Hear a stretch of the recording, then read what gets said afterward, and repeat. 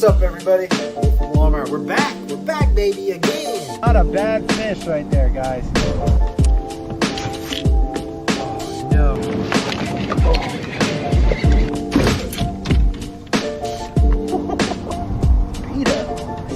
Out here catching Folsom bass right now, dude. Woo, he's a little chunker.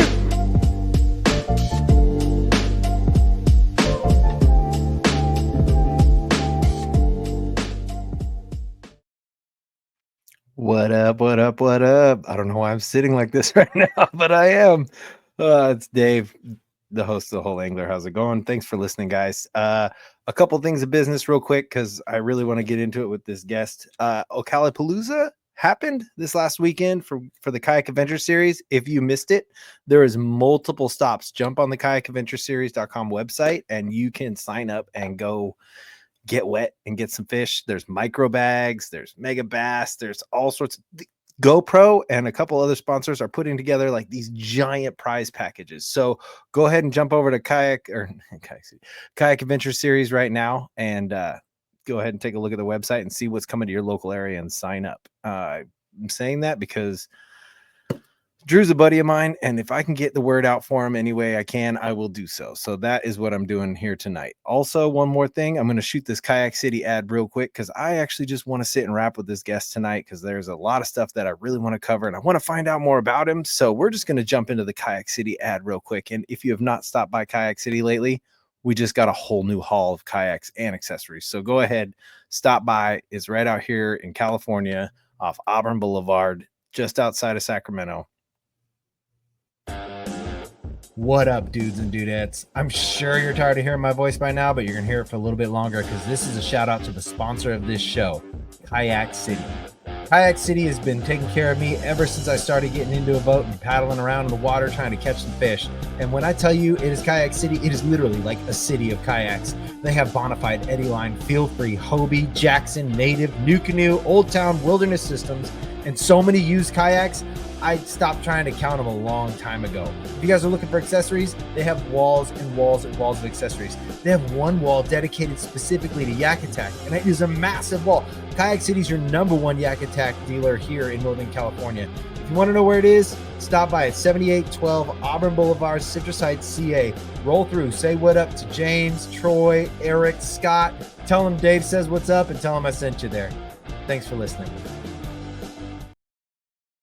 All right, and that's that ad. So I am really interested to get to know this guest because I kind of felt bad because I actually got to meet him in person recently, and he's like the coolest dude. Like he's super nice, and I'm always in his like live chats or something, just trolling because that's what I like to do. I like to throw comments out there to make people like.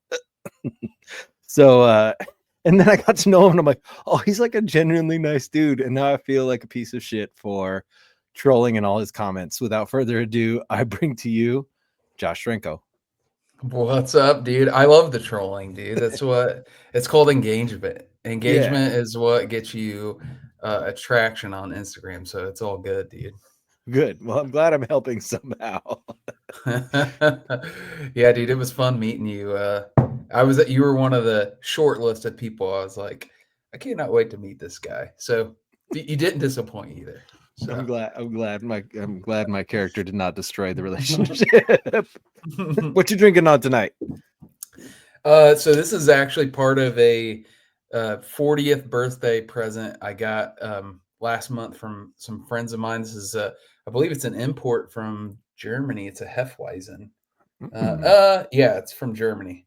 So it's a Pinkus. And the Hefeweizen, is that a wheat beer? Is that what the Hefeweizens are? Like they're like the wheat beer flavor? Yeah, it's like it's so shout out to Kicker and Evan who bought me a huge assortment of imported beer. And yeah, dude, this one's great. It's a very bright, like this is like a summer beer for sure. So it's good stuff. So you're just like putting the vibes out there now. You're like, summer, get here. Oh, dude, I'm so done with this damn cold, dude. I cannot even tell you. So I felt so bad because I posted a photo the other day of me like on the water from weeks ago, like before the expo. And then I'm like looking at people posting about, oh, all the snow, more snow. And I'm all, here's a photo of me just enjoying the water in shorts, you know. Bro, Yeah, it's like I feel like some years here, like for those who don't know, I live in Indiana.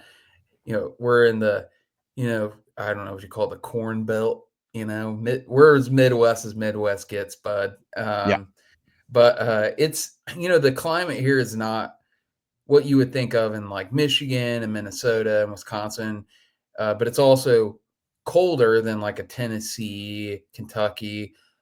So we're kind of in this weird, like some winters it's like super cold and it's got a lot of snow, and then other winters are like mild. Like the last 3 to 4 years have been super mild winters.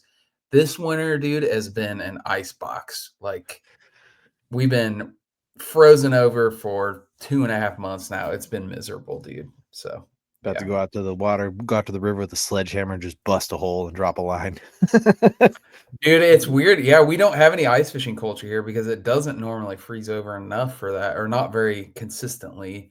But I mean, I fished throughout the winter a lot. Like, but this year was just it just like when it's 10, 8 degrees out, you're risking, you know, losing some digits out there Yep. fishing. Yep. So yeah, we When it didn't hit, haven't done a lot this winter. So I feel like, I'm in a hoodie right now and I think it's like 60 outside. Like, I'm like, now I feel like a total pussy. Thank you. it was like 50, 58, 59 today. It was actually the warmest day of the winter, and it was the jolt of energy that I needed for sure. Yes. So, Awesome.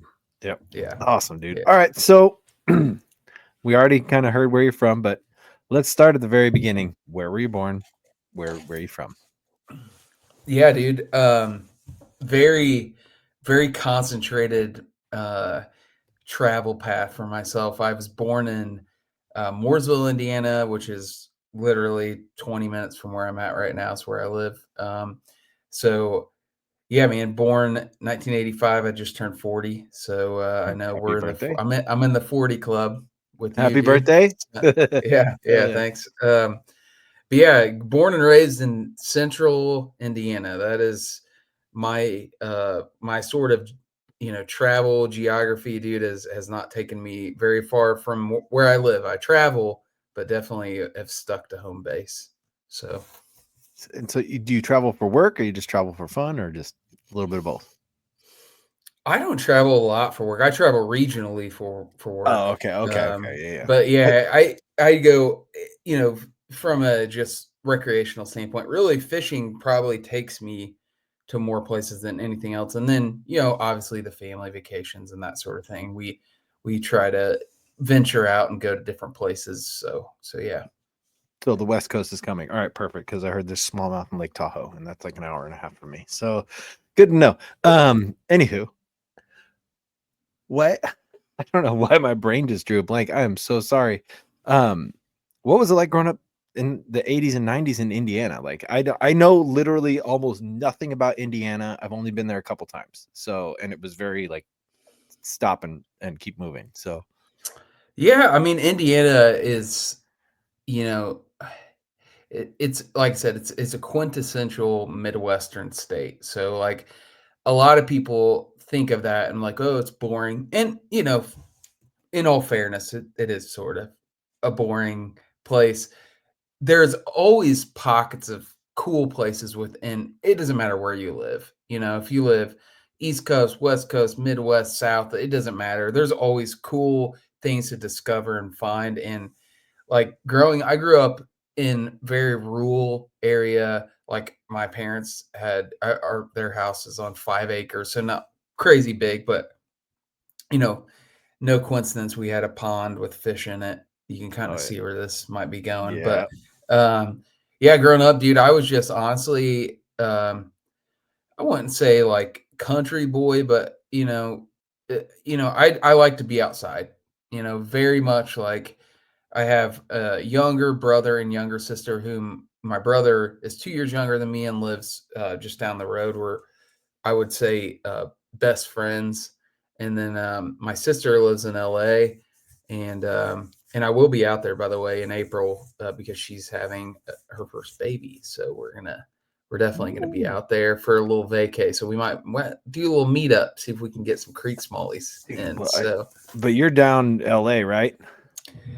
we're gonna Area. go to LA, but then I don't know where we're gonna end up. Like, let me know. I'm about 8 hours away from there, but let me know because we can figure it out. There's some good middle of the way places. This town called Fresno, which is not really too awesome, but there's some water out there that has some fish. Yeah. So I'd be down for sure. I don't know what that trip's gonna look like, but we'll see if we can't sneak in a little smallmouth wade. We'll navigate it. Yep. I'll be in Tennessee at the end of April too. So I think actually I'll be out there probably more in May because she's having her baby in April. So sometime in May we'll be out there. So I'll hit you up. Yeah, man. I mean, growing up in Indiana was very. I would say I had a very good childhood. Like, all things considered, good childhood. I grew up in a very strict household, super, super conservative, typical for the Bible Belt, where we're at. So grew up in a Southern Baptist church, like very, very church like centric household. Like everything revolved around, religion. And but yeah, I mean, overall, like really my parents, great parents, like had a great childhood. And like I said, I mean, I grew up, I would say from a very, very young age, fishing was part of my DNA. Like that was like as young as I can remember, as young as I can recall, like I had a rod in my hand. It was just my dad was this I would say like a little bit of a rough background, rough upbringing, and fishing kind of saved him, like got him sort of out of a lifestyle that was taking him down a dark road. And he latched on to fishing. And I know obviously guys that have been on your podcast that have a similar sort of story to that. And I was kind of the next generation after that. And my dad really early on had me out on the boat for 12, 14-hour days. Like, so it was either I was like gonna like fishing or I was gonna hate it. And I latched onto it. So yeah. That's awesome, dude. That struggle is real and it's super tough, but for him to have the wherewithal to be like, all right, boy, here's an option that is a better option, like, and giving you that freedom and taking you out, and that's super dope. That's an ace move right there. Cause yeah, I'm trying to do it with my kids, but we'll see how that works out.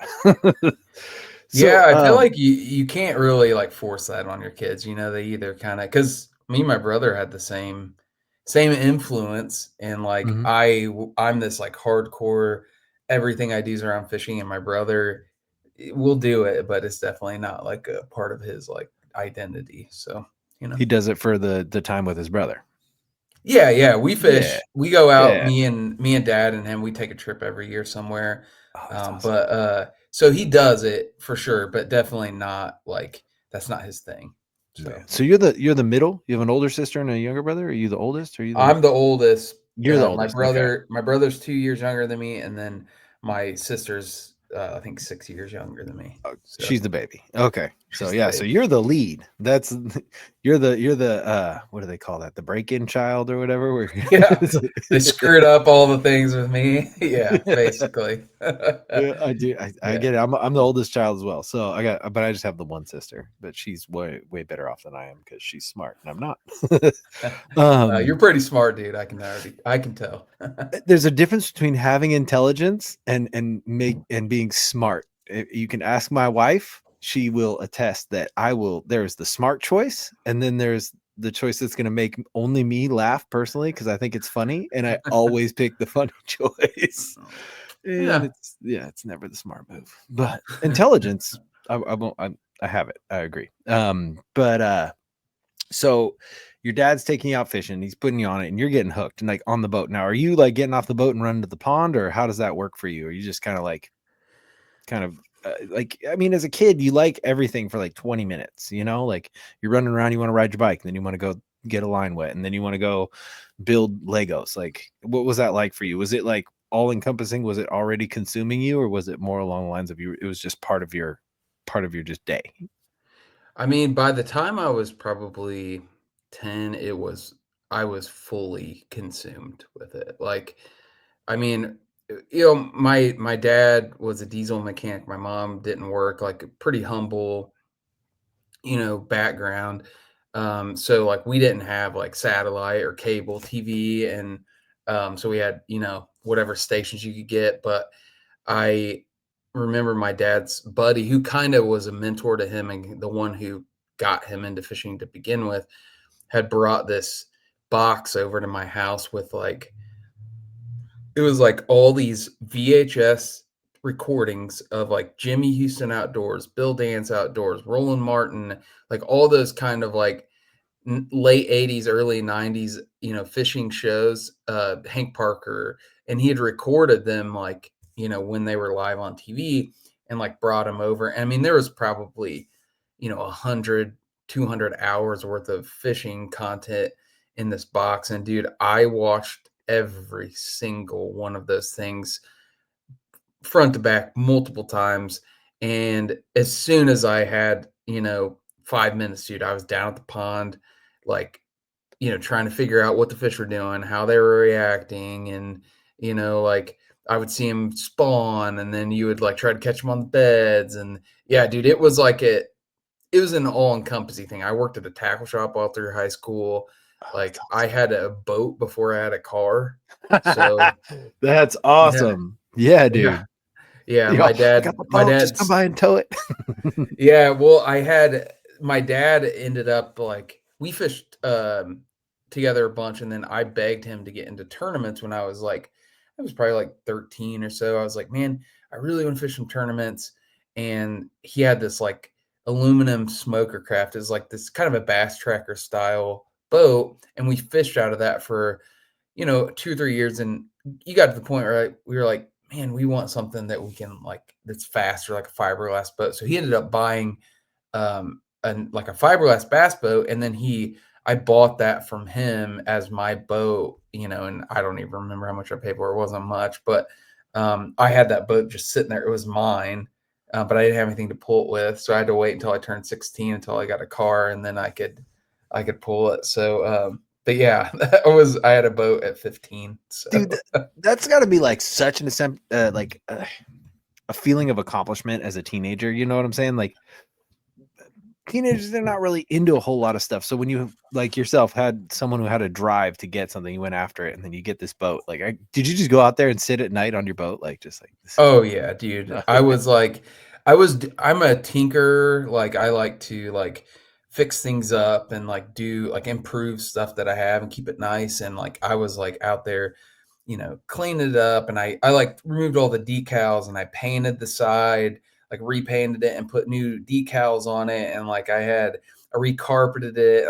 I was spending all my money I was making at this tackle shop to like finance, like every dollar went to this boat to where I got it, nice and how I wanted it. And it was cool, man. It was a neat boat. I actually kept it until I got married, and then I sold it, which we'll get into that Oh yeah. later. But yeah, dude, I caught a lot of damn fish out of that boat, dude. Had it all over Indiana fishing tournaments, river tournaments. Like, and I beat it up. We took it everywhere. So, but it was cool. So Hell yeah, dude. So, dude, that's got to be a proud dad moment too. He's probably just got to be like, dude, just watching you take off on all this and just probably just sitting back like, yeah, dude. Like he was fishing tournaments with you, right? Like that's got yeah, to be. we fished like a team circuit through like middle school through high school, and it's called Fishers and Men. It was like a Christian based like tournament trail. It's still around. It's like a national tournament Really? trail. That's Yeah, tight. it's a cool deal. It's like it was a like 2-man, boat tournament, and they had like regions, and there was like an Indiana chapter, and we would fish these tournaments on the weekends in the summertime. And it was cool, man. I actually ended up quitting football in high school to because my coach was like, "Hey, I can't let you like get off like, from practice and stuff to go do this." He's like, "If you want to do this, like you're not gonna you can basically can't do both things at once." I was like, "Peace, dude. I'm fishing." So Deuces. yeah, I was gonna basically. ask you, So did you do sports or music or anything in high school? But you said you did football? yeah, I played sports my whole life, like football, baseball, wrestling. Um yeah, I would say football is probably my best sport. Because I'm a bigger dude and I'm kind of built for football. And yeah, I played all the way up to my junior. Well, I played through my sophomore year, and then going into my junior year, I was going to be starting varsity, and I was excited about it. But when my coach was like, "Dude, you can't fish in the summertime," I was like, "Sorry, bro, I gotta fish." So Yeah. You don't understand yeah, what kind of pattern they're on right now. Your hell week can yeah, wait. yeah, exactly, yeah, That's yeah, for awesome. sure. That's awesome. So, I mean, okay, so I got to ask you because I mean, I've talked to a couple other people about this, and growing up where I grew up, the fishing wasn't really like fishing. It was walk to the end of the dock and drop a live sardine and just catch whatever's there. So going through high school, were you like, did you have like Bill Dance on your notebook and like all this kind of stuff? Were you like really into fishing that way, or was it kind of like something that you did on your own and you just kind of kept that to yourself? Oh, no, I was completely the weirdo in school. That's Like, awesome. um, yeah, like, I would take Bassmaster magazines into class and, like, read them. And it was funny, like, I distinctly remember like, at the time, like, I didn't give a shit, it's like, "Whatever, dude," like, people would, make fun of me. I remember I fell asleep in class one time, and, like, I woke up and somebody, like, scratched out the B, so it said, like, "Ass Master," and they thought it was the funniest thing. But, like, Yeah. I would, like, I had a buddy of mine who also worked at the tackle shop with me. His name's Kirk, and, he the tackle shop was actually pretty cool. I was in there yesterday, because it's called Tackle Service Center, and it's like their deal is like they repair rods, reels, and trolling motors. That's like their business model. Um, so when I was in high school, they trained me to be the rod guy, so I could like build a custom rod when I was 16. Like I knew how to like I still could if I had the equipment, but I would, most of the time it was like guides would break and guys would bring them in and you cut them off and retie them and epoxy them.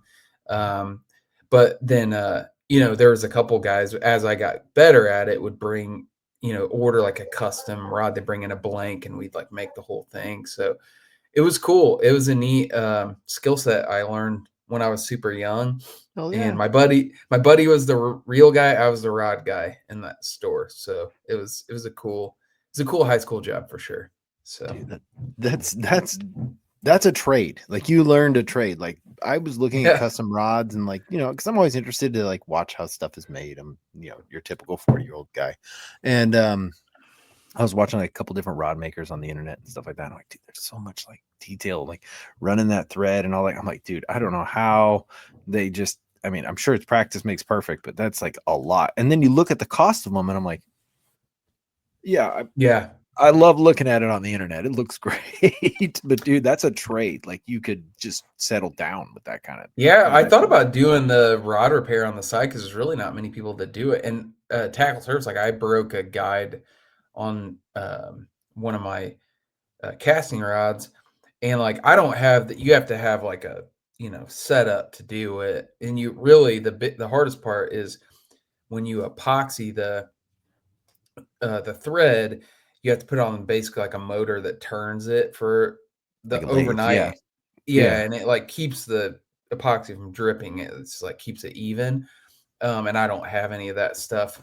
But I did use my daughter's thread and nail polish to field repair one when I was Yeah, out. So dude. it lasted the whole season. So I was That's like, I awesome. still got it, dude. Got like that So Barbie pink guide or something. yeah, That's yeah, super sick. Yeah. exactly.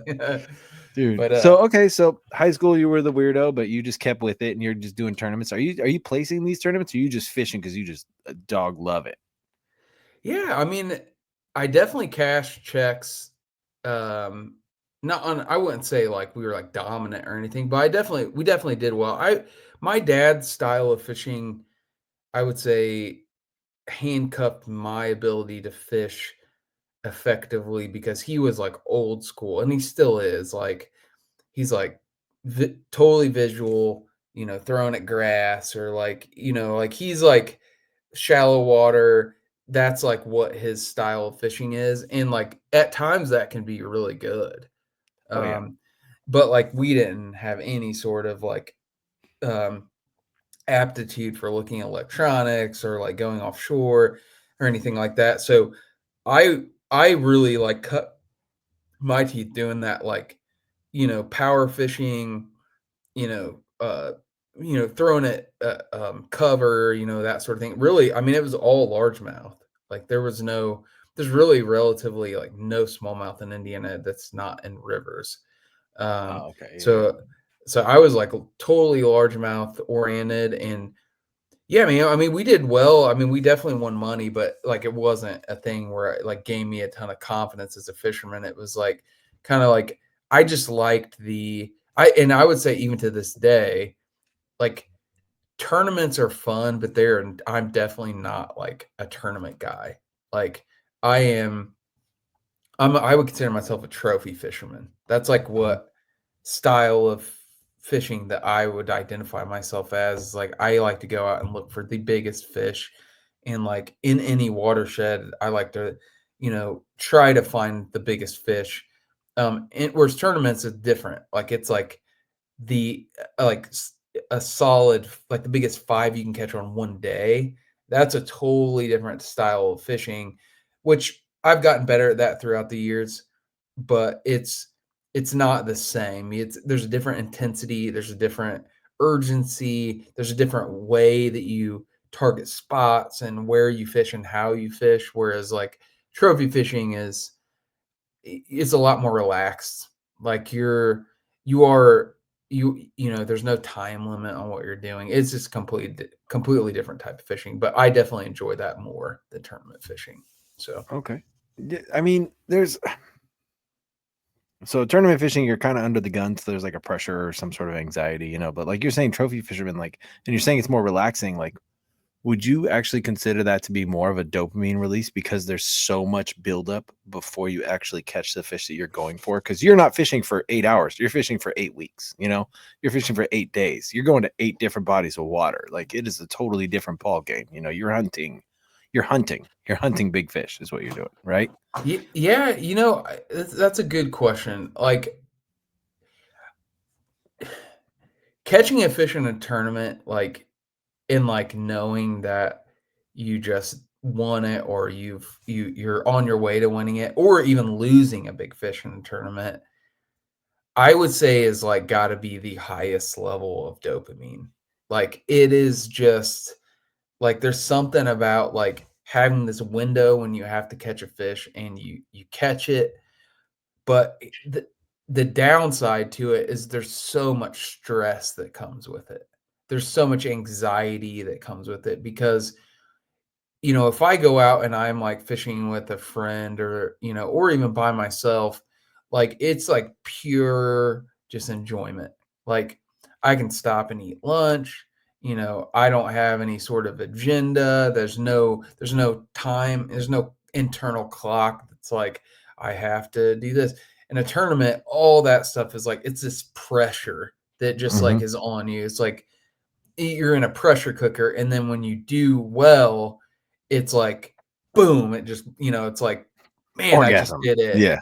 Yeah. Yeah, I mean, basically, I just jizzed Yeah. everywhere. Yeah, Yeah. Yeah. um, but No, I mean, the trophy thing's different. Like, you catch a big fish, and it's more of like a celebration, of like, "Holy crap, this is awesome." You get to soak it in more, I it's got, like this.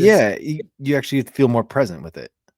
Yeah, it's more of a genuine, I think it's a better connection with fishing, that sort of fishing than turnip fishing. Turnip fishing's like it's closer to like I just won a game of basketball or football. It's like that competitive Mhm. mixed with fishing, but you definitely don't appreciate you don't really marinate in the moment from a like nature and fish standpoint like you do when you're trophy fishing. So if that makes sense. That totally makes sense because I had it all mixed up. I assumed that like when you got the big fish, it was like, oh yeah, but like you made it more realistic for my mind because I mean I've caught some big fish, but they've always been like, oh, it's a big one this time. It's not, I'm not out there like I'm gonna get the biggest one. I just want to catch something, like and so I've always been like, yeah, like excited, but I can see how you're talking about because of the long time of working into it and you're just relaxed the whole time. You're completely present with nature. Like that's awesome. Like I love that. I love that feel, dude. Like I get that feel when I get to take my kid out and I'll watch him cast. I just sit there and watch him cast, and I'm like, and just kind of Oh look around, yeah. you take it all in, and you're like, dude, this is what it's about for sure. I mean, I can relate that to what you're talking about when you're like, dude, you're out there and you're just enjoying the moment. Like that's awesome.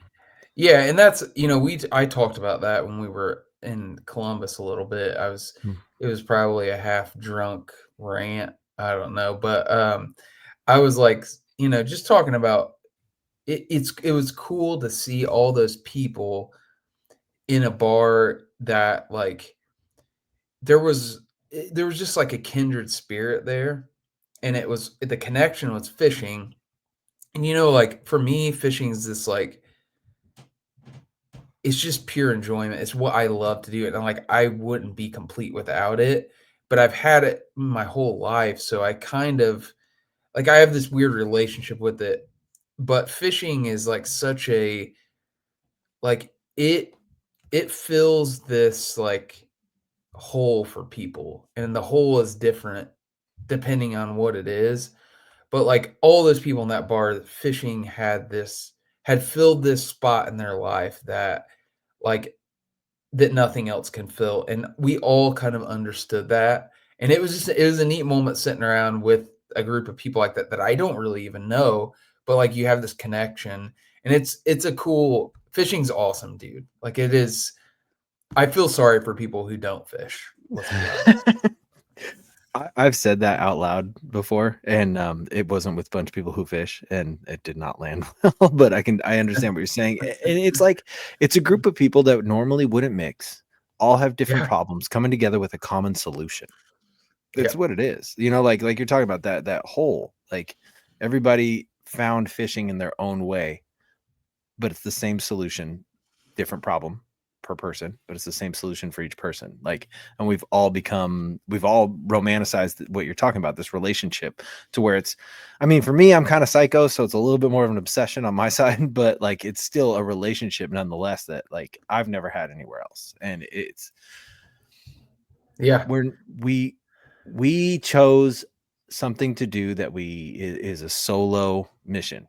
Fishing, you can go out and do it by yourself. It's not like a basketball game where you have to trust on other guys. It's like we go out and we get to do it by ourselves. So it's a solo mission, but we're nothing without our community.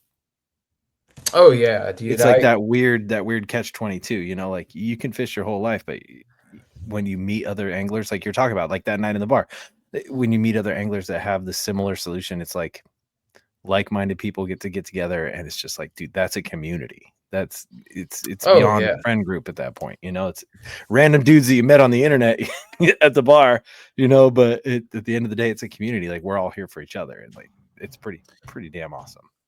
Yeah, it was definitely cool, man. I don't know. It's fishing is like one of those things I don't know what I would do if it wasn't like I don't know what kind of person I would be. Like I think fishing is at times probably pushed the limits of my like practical life, work-life balance, my family, that sort of thing. But it's such a like ingrained thing. I mean, it's primal, really. Like how far back were people fishing for sustenance? That goes way, way back into our genetic roots. And Oh yeah. like there's a reason why people are drawn to it, because it is such a primal activity. Even though we don't use it for sustenance necessarily now, it's there's something about the connection of pulling a fish out of the water and like holding it in your hand. Like there's just something about it, dude, that nothing else in my life has been able to touch. Not hunting, not anything. It's like this thing for me. So Well, let's talk about that, because now we've gotten to the point where you're 15, you got your own boat, you don't have your own car. What are you doing besides working on the boat, besides fishing? Is there anything else? Like, you're 15, so there's got to be like girls or homies to go like hang out with, drink beers or whatever. Like, what I don't know. Most people, I don't know. I was drinking beers at 15, but I grew up in a very Christian household too. But I was a I jerk know. off. So I mean, yeah, dude. As far as like the life outside of fishing was probably fairly normal. Just the whole like high school experience, like doing the normal stuff, hanging out with buddies and that sort of thing. I was definitely really involved with my church just because that's what I grew up. So a lot of my even good friends to this day are people that were in youth group and stuff with me that I got to know throughout that stage. And it's where I met my wife. So, church was a big thing for me, which I have a complicated sort of relationship with religion now. I would say I'm agnostic is probably what I would describe myself as in my adult life. So I have good memories and sort of bad memories about that part of Mhm. my life. But Mhm. it was, I would say the net effect of that was probably positive, just the fact that it kind of kept me from a moral standpoint out of trouble. I had a sort of conscience about me where like I didn't want to disappoint my parents, didn't want to disappoint my pastor, that sort of thing. And, like I said, I don't think there's anything necessarily inherently wrong with it. But it was a big part of my life regardless. But even then, dude, like fishing was still this overriding, like I mean, dude, I would get up in the mornings and fish before high school, if that tells you anything. We would get up at 4 in the morning, meet at the lake at 5. We would fish until 6:30. We get out, we go to class. Like that was rinse and fucking repeat every day. Like that was just what we did. And then I would go work in the tackle shop. I'd drive straight to the tackle shop. I'd work in the tackle shop until 6:30 and then I'd go home. I mean, so that was it was a big part of my life. I'm a fish head, dude. Like Dude, no, it's awesome. I love it. Like, it's so cool though. Don't even say that like it's a negative. I think that's super awesome. I had nothing going on when I was that age. Like, I woke up, or I would come to at some point, eventually roll through high school for a little bit and whatever. So like, to hear that you had a passion that just drove you so young. And then like on top of that, like you said a few things that like really struck a point with me. It was like, you've surrounded your life around the church, and so it's built this great moral compass for you. And at the same time, you have like this, I kind of want to do this, but I don't want to let all these people, like, as a child, you've developed this whole relationship with everyone around you to where you almost feel pressured to not do things because the love and kindness that you've received and given to said relationships, pastor, family, all that kind of stuff. I feel like that almost gives you like that dual personality where you're fish head, and then you are, morally, spiritually correct child. You know what I'm saying? Like, yeah, did you ever have that struggle? Because I mean, I had that struggle, but it wasn't with fishing. So I'm just curious if you ever had I that mean, I struggle. had that struggle with just normal stuff. Yeah, I mean, I definitely I felt like a hypocrite a lot of my life. It really hasn't been until the last 10, 15 years that I've like totally shed that sort of like, hey, I don't have to feel like this. I don't have to feel like I'm a failure because I made this decision or did that. Like my decisions, my bad decisions don't define who I am. And I made plenty of bad decisions in my life, irresponsible decisions, that sort of thing. Luckily, none of them has landed me in like deep, trouble. But Mhm. I've disappointed people in my life that like you know, I had this like constant line of guilt. Like with my relationship with like the church was like, it was honestly, that's if there's one word that you could describe it, was guilt. Like I spent a lot of my nights like thinking about like, that I wasn't measuring up. I wasn't who I should be. And a lot of that is because the inherent problem. Now that I'm older, I can look and see like, yeah, that's the church's problem. Like there wasn't this like there wasn't an authenticity there. It was very much like a like like this is what you need to be, and everybody pretended that's who they were when in reality nobody was that. But I thought everybody was that, and I thought I was the exception, and it wasn't. Mm-hmm. It wasn't. That was not true. So I had this complicated relationship from a moral standpoint with, you know, and even to this day, like I would say my dad understands that. And my dad's kind of been real with me, like, and I, alluded to that Mm-hmm. um before, where it's like, you know, my dad came from a rough background. Like he knows what the other side of the fence looks like. He knows like what a life in, just total despair feels like, where you're just headed down a road that's ending nowhere.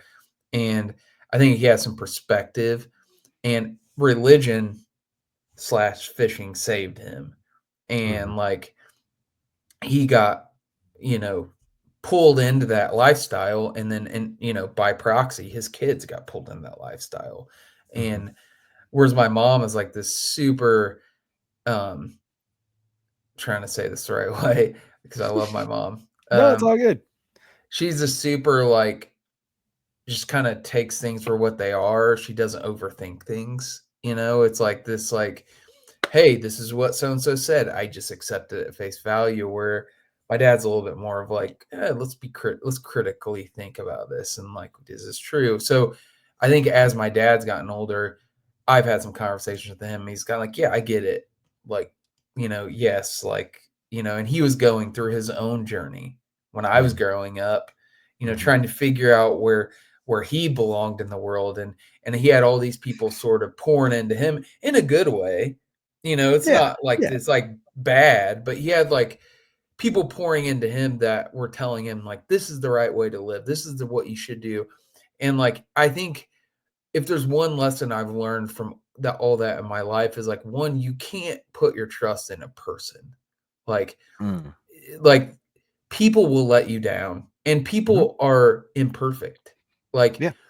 even the most like wise, like savvy, like mentor that you can think of, where you're just like, this guy is the fucking man. Like he's got it all together. They can let you down. They can absolutely let you down. And I think that a lot of religion, even though they say, well, God, Jesus, whoever is the one you should be looking towards, like it really is a lot of just other people inside the church that are like, you're kind of taking direction from. And yeah, I think my dad probably followed some of those guys, and then as he got older, he realized, yeah, like there's some people that are full of shit, like they're not, and as I've had some pretty candid conversations with him as an adult, it's been refreshing to be like, yeah, my dad gets it. He understands.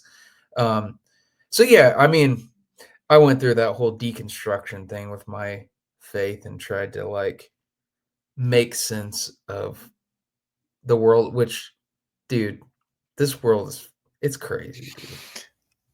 I Like, live in Satan's anus. I understand what you're talking about. I live in California.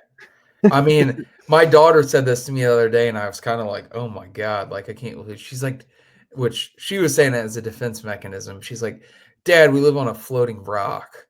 Like, she said that. Like, I know. I was like, June, her name's June. I was like, June, that's fine, but like, you still were tardy to class. It's like, that doesn't negate this argument.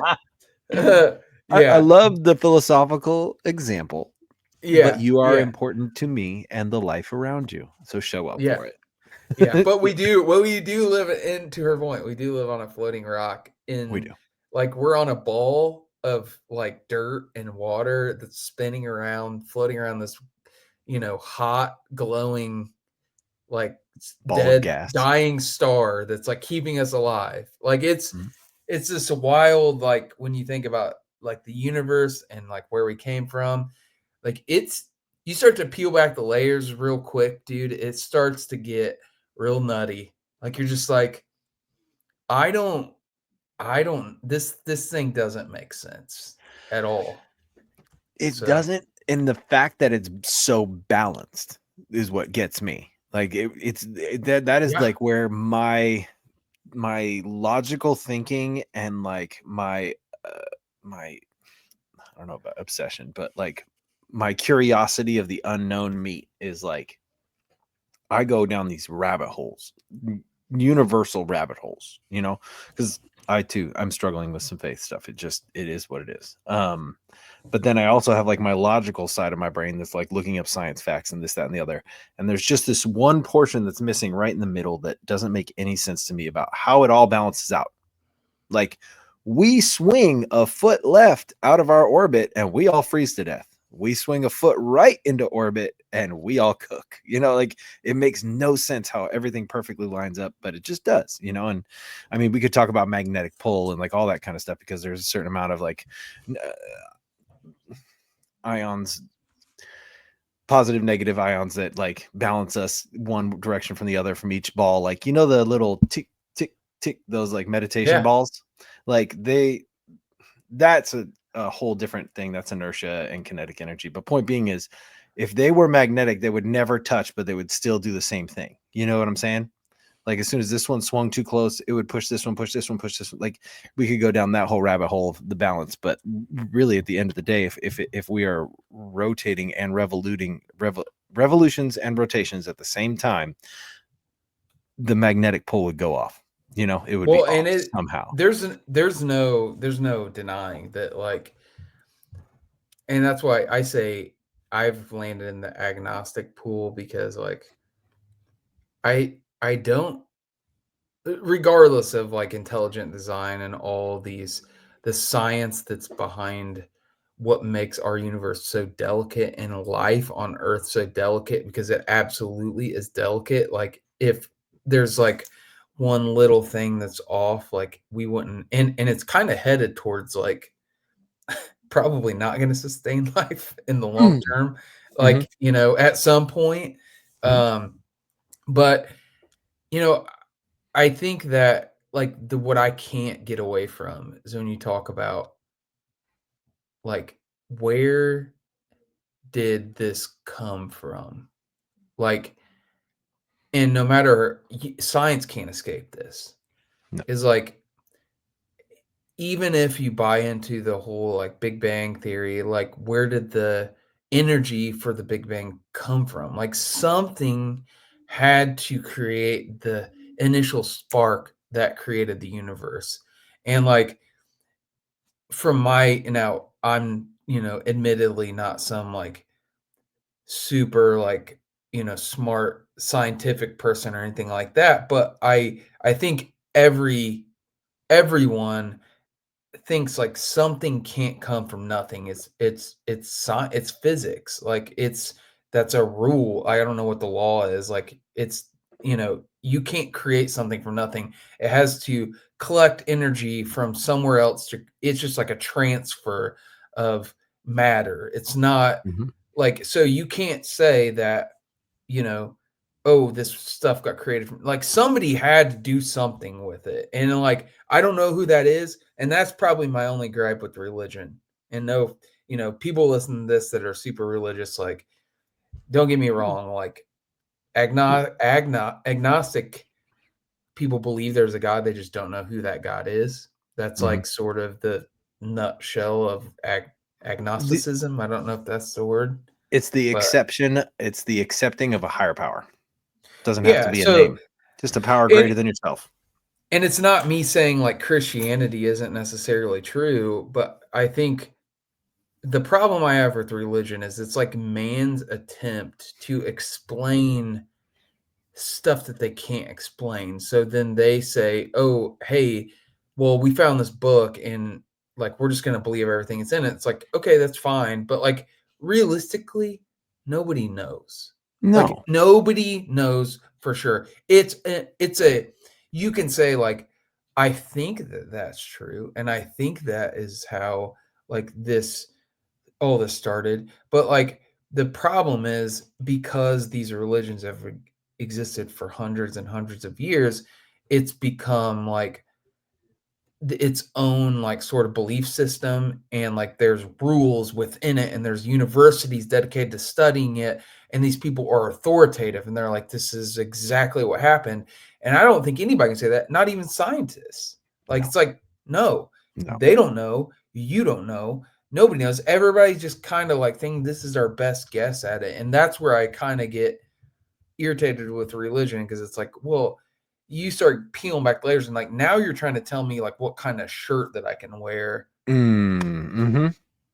based on this whole idealist, idealism that you created off of this book. And I find myself pulling from that and saying like, hey, if you want to believe that, that's great. I'm not saying you're wrong.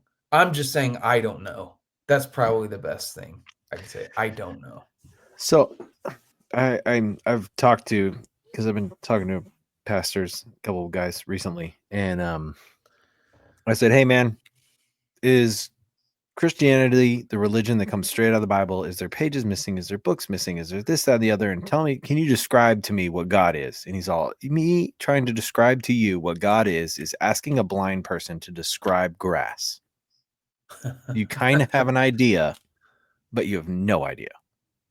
And I was No, like, I know. oh, You don't. well, thank you for being honest. He's all, I hope to find out one day. And that's all I'm trying to do. And I was like, that's the best answer I think I've ever heard, because I grew up where, yeah, you have to wear certain things. You have to act a certain way. It is very much required of you that you are working for the outfit that you believe in, et cetera, et cetera, et cetera, on a regular basis, so, and it wasn't necessarily pushed on me till I was older. It was more, my parents tried to live by example to begin with, which I absolutely love about them. They were not telling us we had to do anything until, you get older, and then, you want to do something else. And they're like, no, you can't do that. Like, oh, watch, you just watch. I'll do it, Yeah. But, so huge rabbit hole.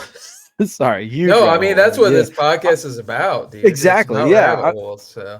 Yeah. Well, yeah, it's about you, dude. But I appreciate it. No, I mean, but that's what defined a lot of my childhood, and sort of really up until, I would say even defines me to this day, is like my relationship with religion. And until I kind of got old enough where I felt like I had the opportunity to say, hey, like I'm gonna be honest with myself, and I'm gonna say like I don't believe that. And I have had to talk to my parents about it, and my wife, who is also grew up in a religious background, and it honestly was spawned from like us having kids. We had kids, and I'm like, I'm gonna have to talk to my kids about this stuff, and I don't want to lie to them and tell them that I believe something I don't. And that was probably the driving force behind it.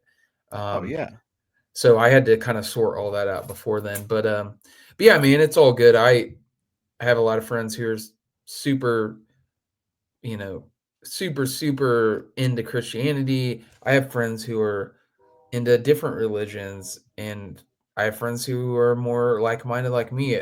That doesn't have any affect my ability to be close with someone. So Yeah, but it definitely defines you as a child, especially. That's a huge struggle. Like, that is a huge struggle. You're like, oh yeah, my life isn't, too mellow. Like, it's pretty easy. Dude, that is such an internal battle. Like, growing up like that, like feeling like a hypocrite, not feeling like you're enough, always trying to do the extra because you're told to, instead of just accepting who you are and being you. Like, that's a struggle, dude. That's gnarly. Just letting you know, like, emotionally and mentally, that takes a heavy toll on a person.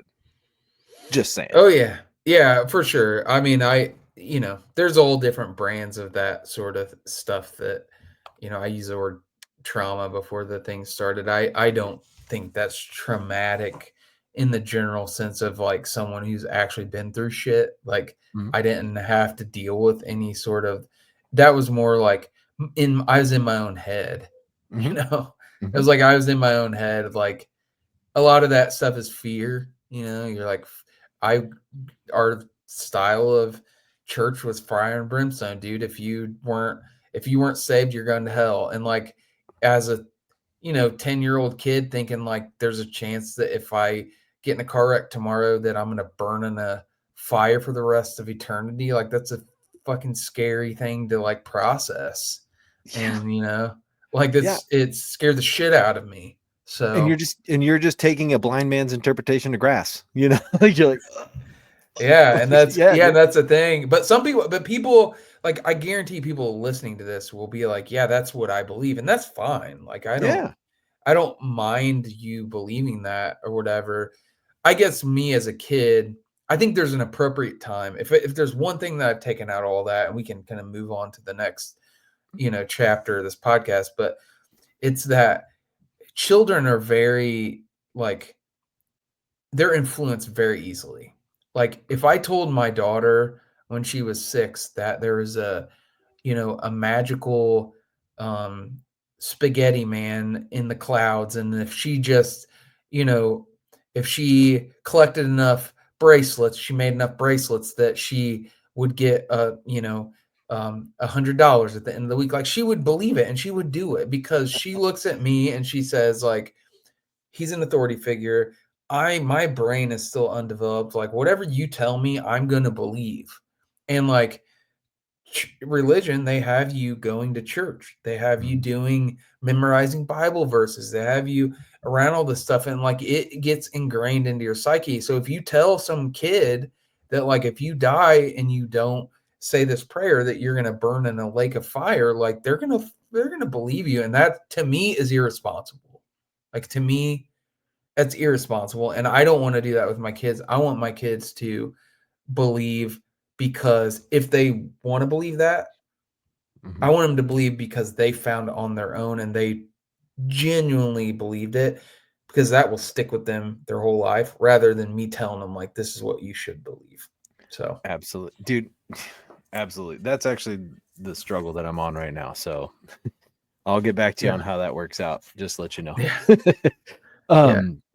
So teenager, did you go to college? Did you graduate high school, go to college, all that stuff? Or I went to college for like a year, and then I went back and finished my degree. I think I finished when I was like 30, when I actually got my bachelor's degree. But yeah, I did the whole, like, I know what I'm doing, mom, dad, you don't have to tell me. I'm gonna go. And to be honest, like, yeah, I totally see myself in my oldest daughter. Like, she just thinks she knows exactly what she's gonna do.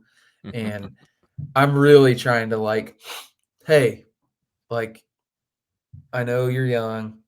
I know you think what you got, what you want to do, but like, you really need to listen to me at this stage in your life. But yeah, man, it's kind of one of those things. I graduated high school. I started getting a paycheck. You know, how that goes. And I'm going to school, living at home, and then I'm like, yeah, you know what? If I worked more, I would make more money. And I slowly just began to work. And probably the worst thing that could have happened to me is I got a really lucrative sales job at the time.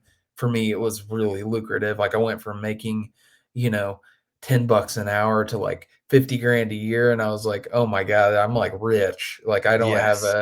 I don't have a house payment. I don't have, anything. So I was like, oh my gosh, like, I'm making so much money. And then that it led to this. That was probably the only time in my life. It was when I met my wife. There was like a 5-year period there where fishing took a back seat. And I sort of like regret that. Like, I'm like, I didn't realize I had a lot of time, a lot of spare time that I don't have now. And I'm Yeah. like, dude, I would have been fishing. I should have been fishing my ass off during that time. Dude, yeah. I always tell my But wife, I'm like, I sold you on a product that was faulty. And she's like, why? I'm like, because I wasn't into fishing when we met. And now this is all I want to do. yeah, it was like but I mean, young and in love, Yeah. Yeah. I was like head over heels for my wife, and we were doing the whole, like, spending every moment we had together. And yeah, just like fishing took a back seat, and yeah, and then yeah, we got married. I got married pretty young. I think I was like 21, 22 when we got married. And yeah, started the whole like build a family kind of like, buy a house, thing. And yeah, dude, it was it's a weird thing about it. It doesn't seem like that long ago that whole like part of my chapter of my life was taking place. But yeah, man, it was kind of like bought a house. I still have that same boat, and that was probably about when I sold it because I was like, man, I was like, I haven't had that out in like 6 months. Like, what? This thing's just taking a spot up in my garage. Like, I need to like do something with this. Oh no. Yeah, I know. Yeah. I mean, So I'm going to judge you just because I'd be like, yeah, I could see for the mortgage, but just because it's taking up space, man. I know it wasn't. I mean, it was paid off. Like Yeah. I think I sold that thing for like $3,000 or something stupid like that. Yeah, I know. The thing's probably worth like 10 now. Yeah. um, but yeah, that actually was a good thing though because I sold it, and you know what I got like as a like consolation prize? I got a kayak. Ooh, yeah, dude. Yeah, so like that's what started the smallmouth thing for me, because growing up, like the only interaction I had with smallmouth, which was very impressionable, like I was wading creeks, and like I would wade creeks, and like I remember I didn't land this fish. This is how big it was. Like I remember one smallmouth that hit top water that hit a like a popar. I was throwing a rebel popar, and it was probably a 20-incher or something like that, just crushed it. And like I had this thing at screaming drag, and like I'm trying to land it, and I'm in like 2-3 foot of water, and it ends up jumping off. But remember being, it's like ingrained in my brain. It's like that's like one of the first big smallmouth I ever laid eyes on, where I was like, holy shit, like these things are wild, dude. These are wild creatures. What the fuck was that? I know. But yeah, I sold the boat and got a kayak, and then slowly kind of it was a cheapy kayak, and slowly kind of got into that over the next few years. And then, yeah, and then it got into a full on obsession that has taken me to some places that I never thought I would go, and some cool experiences, which I will credit I always say my brother and my brother-in-law, Dustin, who's now a partner with me in ACHIGAN, is my 1A, 1B best friends. And at that point in my life, Dustin had, um, he knocked up my wife's little sister, and like still in high school, like pretty like, and you can imagine super conservative family. Yeah, Baptist religion. Everybody's going to hell right now. I'm Yeah, like, now I'm yeah, fully in. I'm like, I know, I know. We weren't married yet. I was just dating my wife, mhm. but through that sort of like they like got married right away before she had the kid, and like did the whole thing, and like Dustin and I bonded through that, like sort of like, hey, we just ended up like we're both young, both married. Dustin's in a like kind of a much harder spot than me because I don't have kids yet, but we like became best friends through that experience. And he was the one that actually got a kayak first, and I sold my boat, and he's like, dude, you should get a kayak. And I got one, and from then on, him and I sort of I went down a different path than him. I think I've I'm a lot more of a fisherman than he is. He's more of Yeah. like just a outdoorsman, like Mm. just through and through. Dude like can kill anything, shoot any gun. Like he's like the ultimate outdoorsman. I'm definitely more of a fisherman, but through that we bonded and did some cool ass shit in those kayaks, dude. In those little $300 kayaks, we did some fucking awesome stuff in our kind of early, I would say like, yeah, it was our early 20s, dude. We did some wild shit in those things. Hell yeah, I So bet, dude. yeah, So yeah. you guys Just, all right, dude, you go first. I'll be right behind you. Just motoring down the worst spots. You're like, all right, if you flip, it's Oh, okay. I'll find you. oh, dude, like we had so the one of the first trips that we took in those things, we were kind of like we were into like primitive, we got into like that like survivalist camping hmm stuff. hmm And like we would go out with like nothing and just like eat squirrels and like we would do some wild shit. Yeah. We would do, but we got the kayaks and we're like, dude, we got to kind of like apply this to, fishing. Yeah. And so we decided to do this trip. So we plotted out this like, hey, we're gonna go this, we're gonna put in here, we're gonna float down this river for 3 days, and we're gonna. It was in the middle of summer, had a gallon of water, and needless to say, that gallon of water was gone in about 3 hours because it was so Yeah. hot out. And I remember like not knowing, I had no concept of like how far we should go. Like, hmm so I was like, I think we can go like it was like 40 miles. I was like, oh, we can go 40 miles in 3 days. Let me tell you, bud, that's way too far when you're fishing Yeah. and there's no flow. Yeah. There's no flow at all. So, yeah, so Just we ended bowling up. ball shoulders. Just Oh, dude. Yeah, like we were, paddling the whole time. It was like the first day, I think we did like 6 miles. I was like, oh my God, dude, this is gonna be brutal.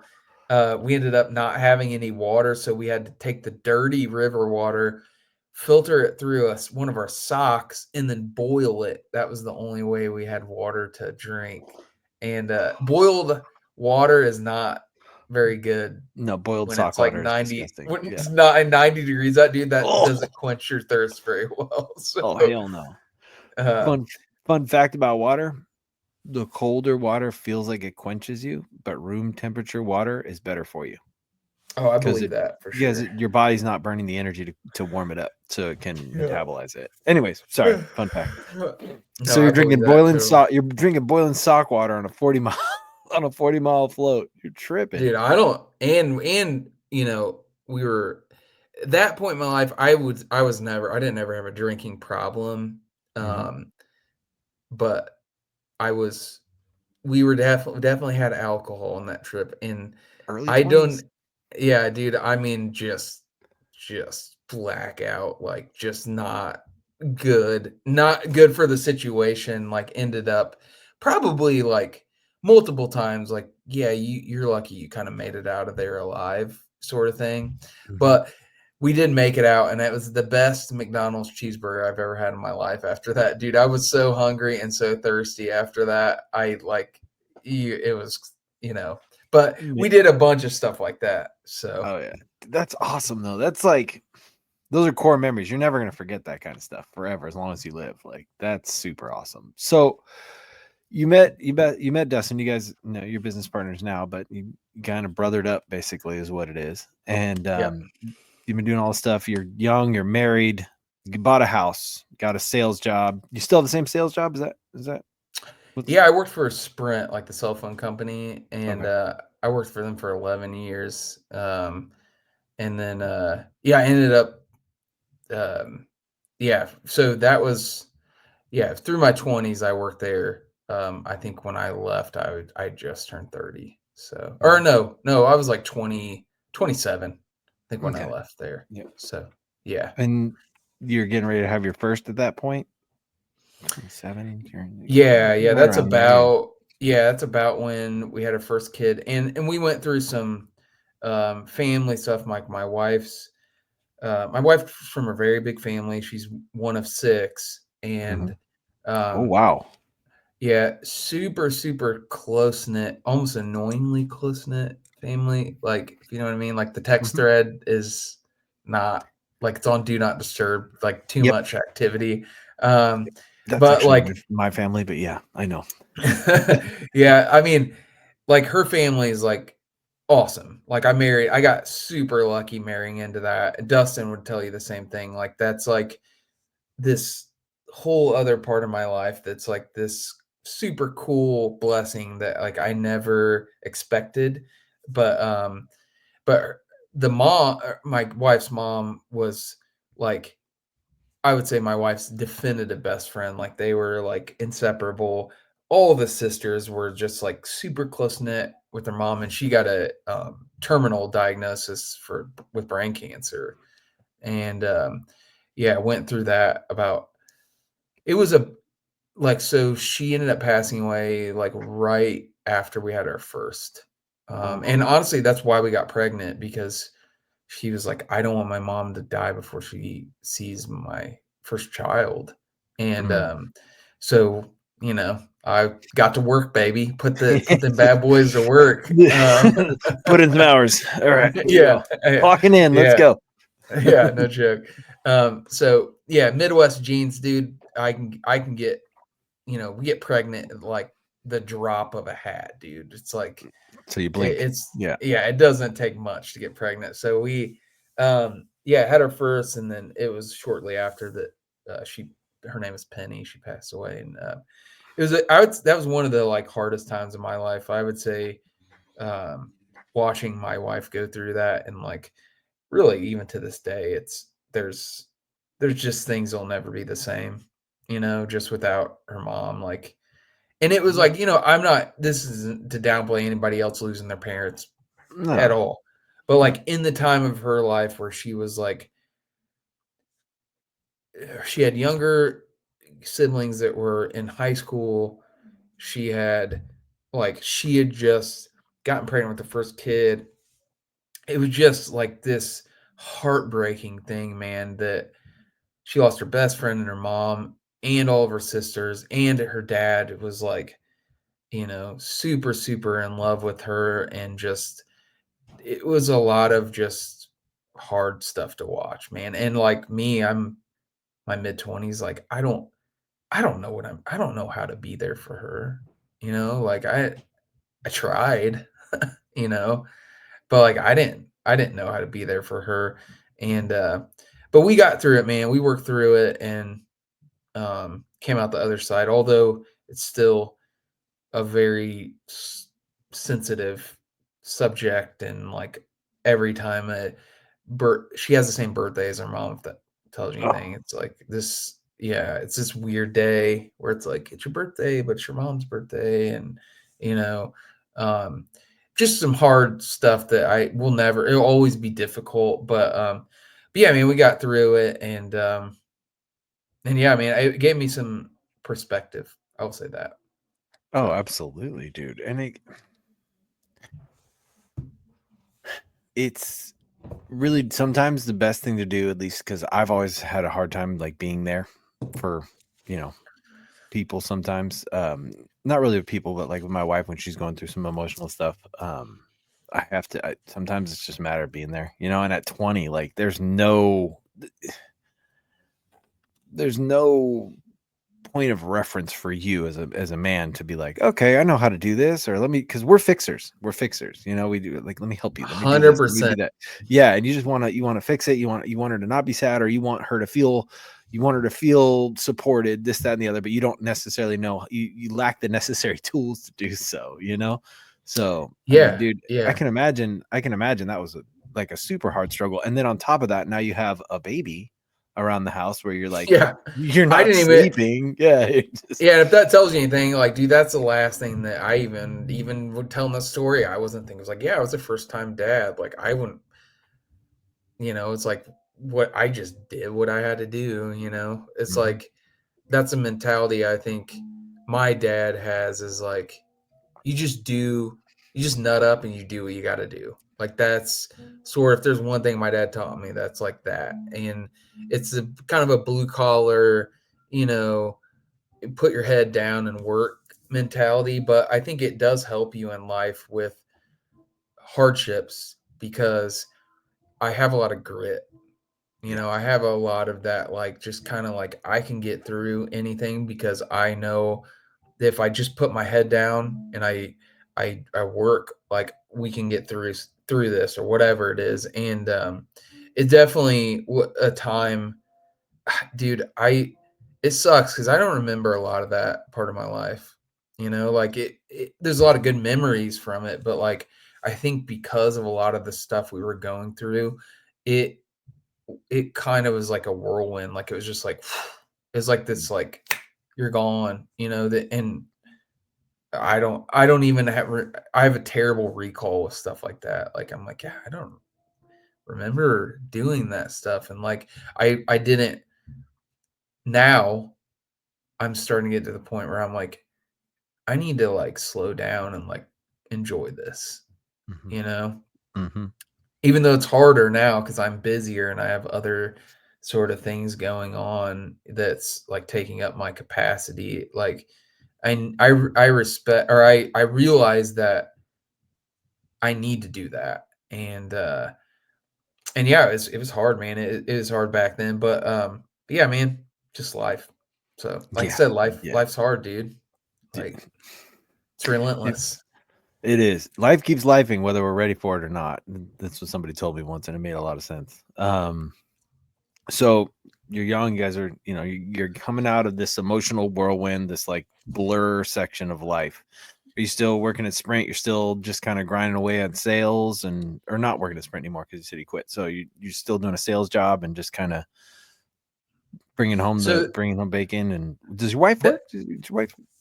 yeah, my wife's actually an elementary teacher. So she had went through college partially the last 2 years while we were married, and then got a full-time job. Mhm.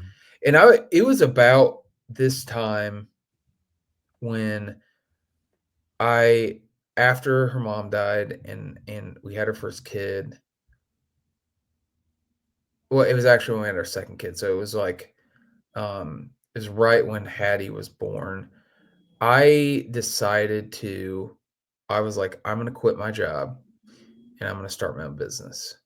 And that was a really big moment for me because I had never done anything like that before.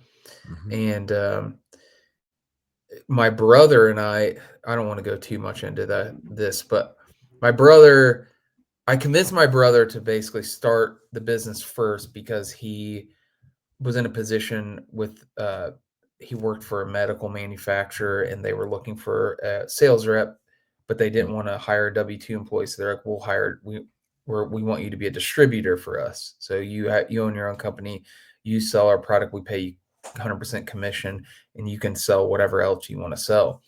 Mm. And I was like, dude, you should do this. I'm gonna plan a sort of an escape route with my job, and then I'm going to join you whenever the revenue is where it needs to be in a year. And so he did that. Well, in the meantime, I got this itch. I'm like, you know what? I want to open up a kayak shop. I want to open up a kayak retail store because there was one in Indy, but it was back when kayak fishing was like you could just tell it was like getting ready to like pop off. And Mhm. I was into it fully, dude. I was like rigging kayaks. I was on Wilderness Systems team. I was like, this is so cool. And we went through I convinced my brother to do it with me. And like he would continue to do the medical stuff and I'd start this kayak shop. We had a space picked out. We bought pre-ordered inventory. We had like spent about $10,000 of our savings, like getting kind of ready for this. And we were about ready to sign the lease on this space. And long story short, I was supposed to get a severance deal at work for like, uh, I was supposed to, I'd like quit, but it was like a voluntary layoff thing. Mhm. And they denied my request for a voluntary layoff. And like it was like I was planning on getting paid for like 6 months and not having to work, and it like spooked me. And I was like, you know what? I was like, I'm just gonna quit and do the medical thing with you because there's money there, and I know there's money there. And then Yeah. I we returned all the inventory, didn't sign the lease, and then I started that medical business with him, and that's what I do to this day. Now, obviously, we'll talk about my entrepreneurial journey, which I'm smack dab in the middle of. Um, but my brother, that life wasn't for him. Like Mhm. if you, the people who are true entrepreneurs out there will attest. It is a fucking brutal it's super awesome, but it is very brutal. It's not for the faint of heart, and it wasn't for him. He just couldn't hack the. I shouldn't say that. I think he just didn't want to have uncertainty, and he had a calling to be a firefighter, and he exited the business, and I bought his half of the company out about 6 years ago. So it's me. I'm the head honcho now in my company. So I run my own medical business. I have, I think, 7 employees now, 6 employees. So yeah. Yeah, owning your own business is like marrying that crazy girl. You know what I'm saying? It's semi-abusive, but super fun. But also, you never know what you're gonna wake up to every day. You know, like I Oh yeah. yeah, I started my own business a year or so ago, and it's a wild ride. Yeah, dude, it was like one of those things. My wife wanted to stay home with the kids. She like has had this desire to like not work for a few years while our kids were really young. Mhm, And I was like, I got to support her, mhm, but I just quit my job, babe. Like, this is gonna suck. And so it happened literally within the same year. And dude, for nothing else, I learned how to survive on not very much money. And I was like, you know what? Like, we didn't make enough. Like, let's put it that way. Like, it was hand to mouth, big time. Racked up some credit card debt, like took some mhm, money out of retirement, like that sort of thing. But we made it, mhm, and we came out the other end, and we're like, all right, figured this out. Like, and that was in 2013, so 12 years ago. And like, I've made it, and mhm. not rich or anything, but I've have a comfortable living, and figured out how to make it work. And it was very stressful. It's not, like I said, it's not for the faint of heart. Like, you better be ready for a ride if Mhm. you're gonna do your own thing for sure. You better So, like being scared. You know what I'm saying? You're like, all right, man. Especially in the beginning, it's super scary. Being the provider, being the sole proprietor of everybody being able to eat is like, yeah. okay, here we go. It's a tough one, dude. Yeah, It's a yeah. tough one. Yeah, and then you get employees, and then they depend on you. They look to you for like guidance, and they're providing for their families, and then you feel that pressure from them. And like, I'm never going to be a person that disconnects. Like, it's not personal, it's business. I've never conducted myself that way. It's always personal. Like, Mhm, even if it's business, it's personal for me. It always is. And I think that can help me. It's helped me in a lot of ways, because like my customers and the people that use our products and stuff, like they feel that. They're like, it's not just a business transaction for him. Like, he really is, well, if I gotta go drive somewhere on the weekend and make it right, like, I'm gonna do whatever I gotta do to make it right. So it does help, but then there's other times I make decisions. I pay people probably more than they should make, and that sort of thing. So it's, usually you end up getting the short end of the stick as a business owner with that sort of stuff. But like I said, until you do it, you don't understand it. But it's just kind of how it is. yeah, So yeah, dude. So you're on your own business. You're providing all this kind of stuff, medical. You own your own medical sales business. What's on the horizon? Like, I know you're itching for some fishing, and I know you're just itching to get out there, but like, what's it like at home right now? You got 2 kids, you got your wife. Is it just like, are you just kind of coasting right now, or at this point in life? yeah, I mean, I wouldn't say I was coasting. I was just, dude, I'm just living, brother. Yeah. I was just living. I was trying to make my family's life as good and as memorable as I could, while also pursuing the things that fulfilled me, Mhm, mhm, and I think that's a balance that a lot of men, and I'm not misogynistic by any means when I say this, but like, men and women are different. And like, men have, um I think, when you look at like our where we came from, like, men were the providers. Like, mhm, historically, that's what is in our sort of genetics, is like, we went out and we killed the deer and we brought it back to the cave and we ate it. Like we were the providers.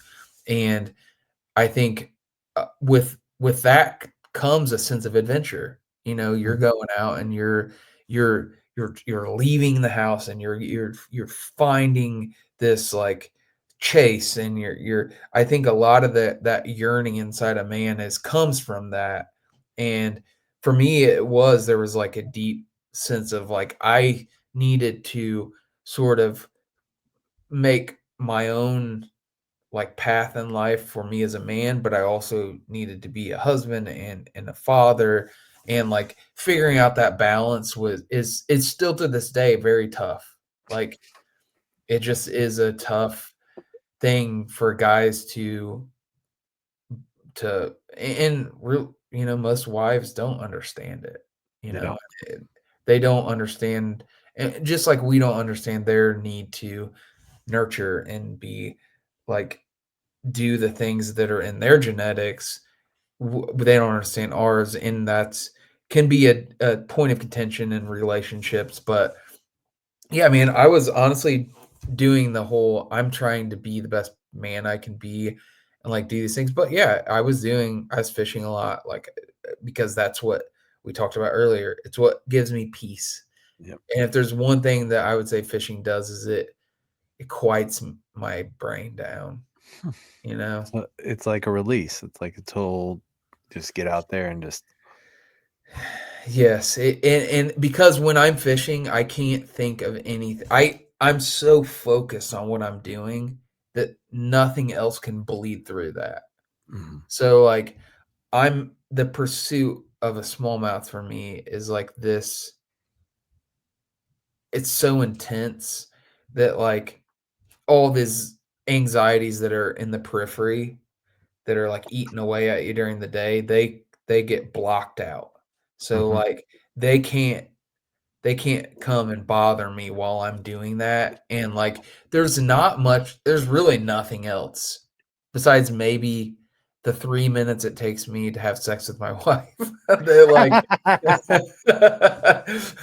that there's nothing else that blocks that out. You know what I mean? Yeah. Like it's this like thing that does this. So yeah, I'm doing a lot of fishing, like mostly. And then I'm like, oh man, I need to get back into tournaments. So I started doing some local tournaments and start winning some local tournaments and start doing well. And then that's when I was like, I got obsessed with smallmouth fishing, and I can't, the people that know me, that's what I'm known for is like, I'm the smallmouth guy. Like Mhm. that's why I'm the smallmouth guy. You have it on your hat that I created. I'm the Yes. smallmouth guy. I got obsessed with smallmouth and started chasing him. And then I was like, I want to start a podcast because this was before podcasts were even really a thing. Like it was like, yeah. So Dave, do you listen to podcasts like other than fishing stuff? Is that like Mhm. like do you Mhm. do you I do. did you ever listen? Go ahead. No, Did did you ever listen to Serial? So how I found podcasts was Serial. I am that Same. like I'm not even a millennial. Like my age group is like in that weird window. I think you're right at the tail end of it. They gave some years. I saw it on the internet, and there's like Gen X and millennial, and then right between the two is the Goonies, they call them, because that was that era of you knew what life was like before internet, and then you got to watch it all grow. You know what I'm saying? So Yep. yeah. So Yeah.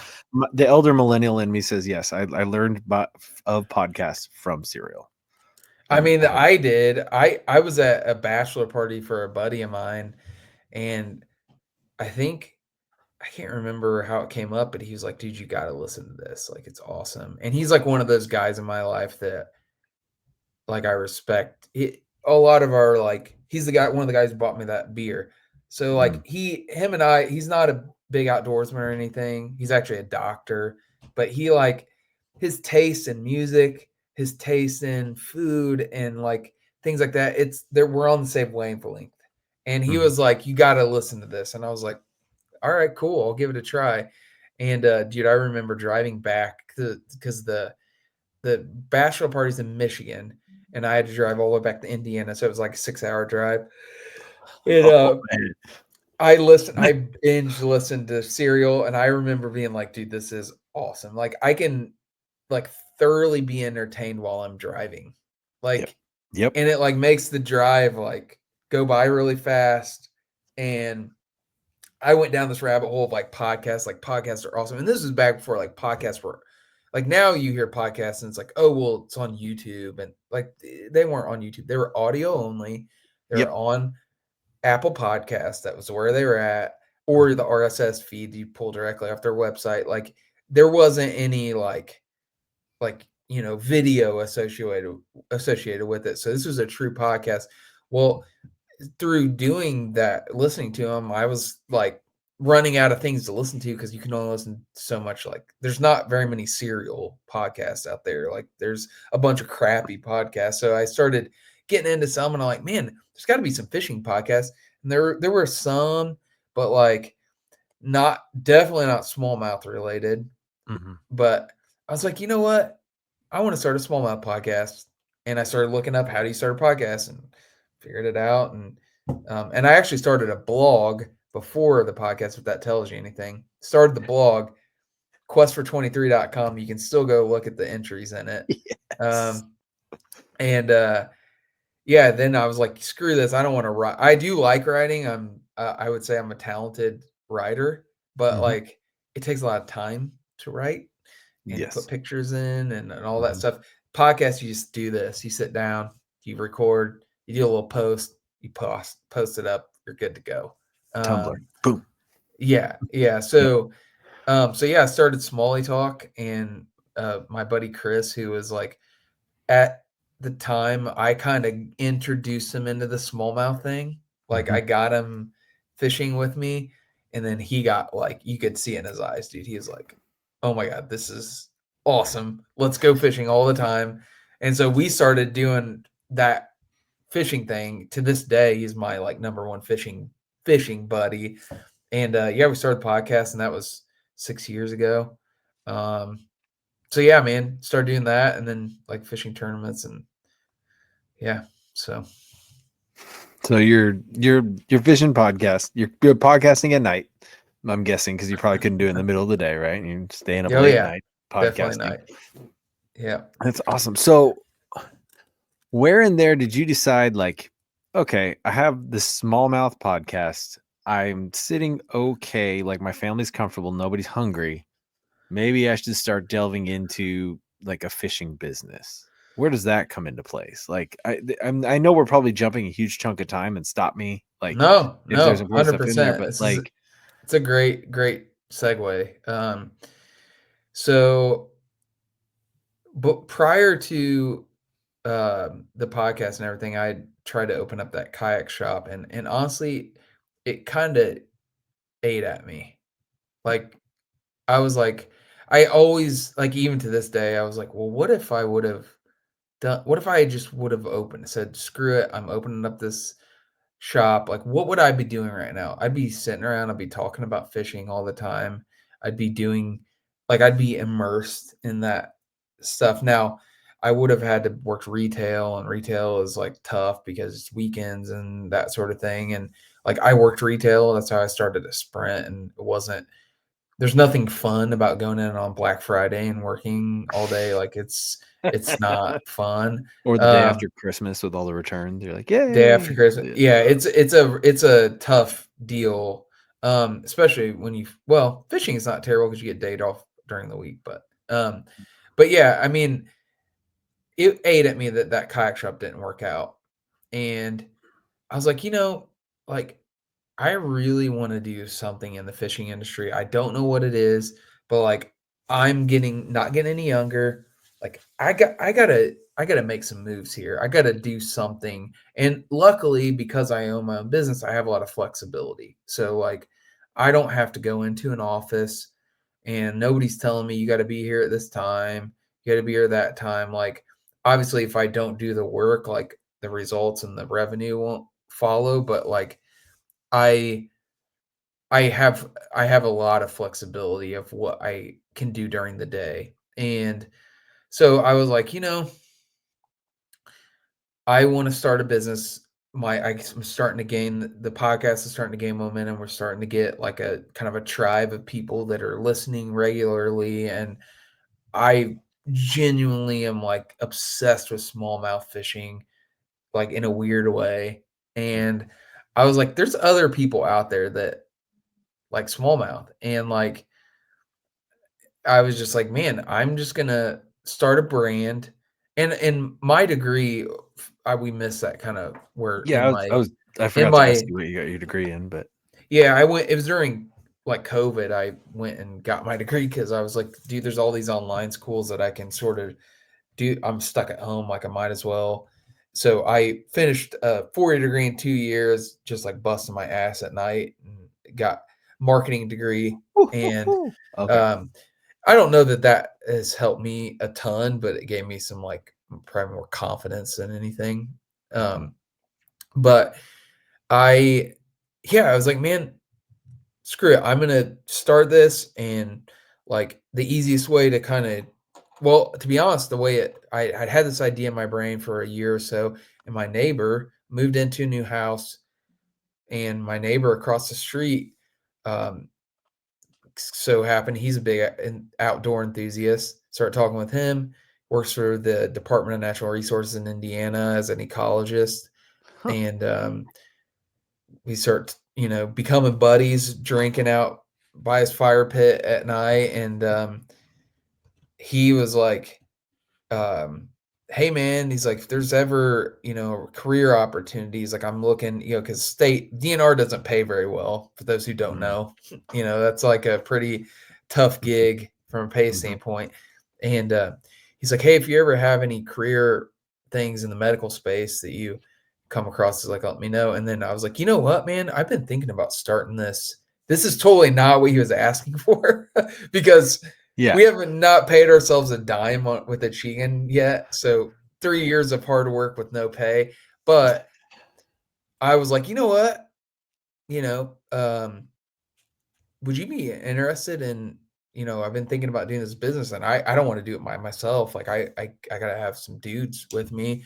And Andrew had no idea. He's like, dude, I'm like, I really enjoy drawing. Like that's my like passion. Like I love drawing.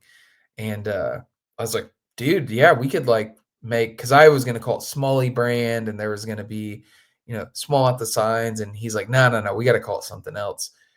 So I'm like, okay, he draws. My, best friend Dustin is like, I know he's a super talented artist. Because he's like, he does tattoos. He did this tattoo on me. Yes. And I'm like, hey, Dustin, you, me, Andrew, let's freaking start a business together. And they're just like, hell yeah, dude, let's do it. So then, yeah, one thing led to another. And the initial meeting, I still have a picture on my phone of it, us three sitting in this basement right on the other side of that wall. And two just got together and started putting ideas on paper, and saying like, what do you want to call it? And it literally was a 6-month process of figuring out the name, the logo. It was in a way that like when people look at ACHIGAN, they can tell it's well thought out.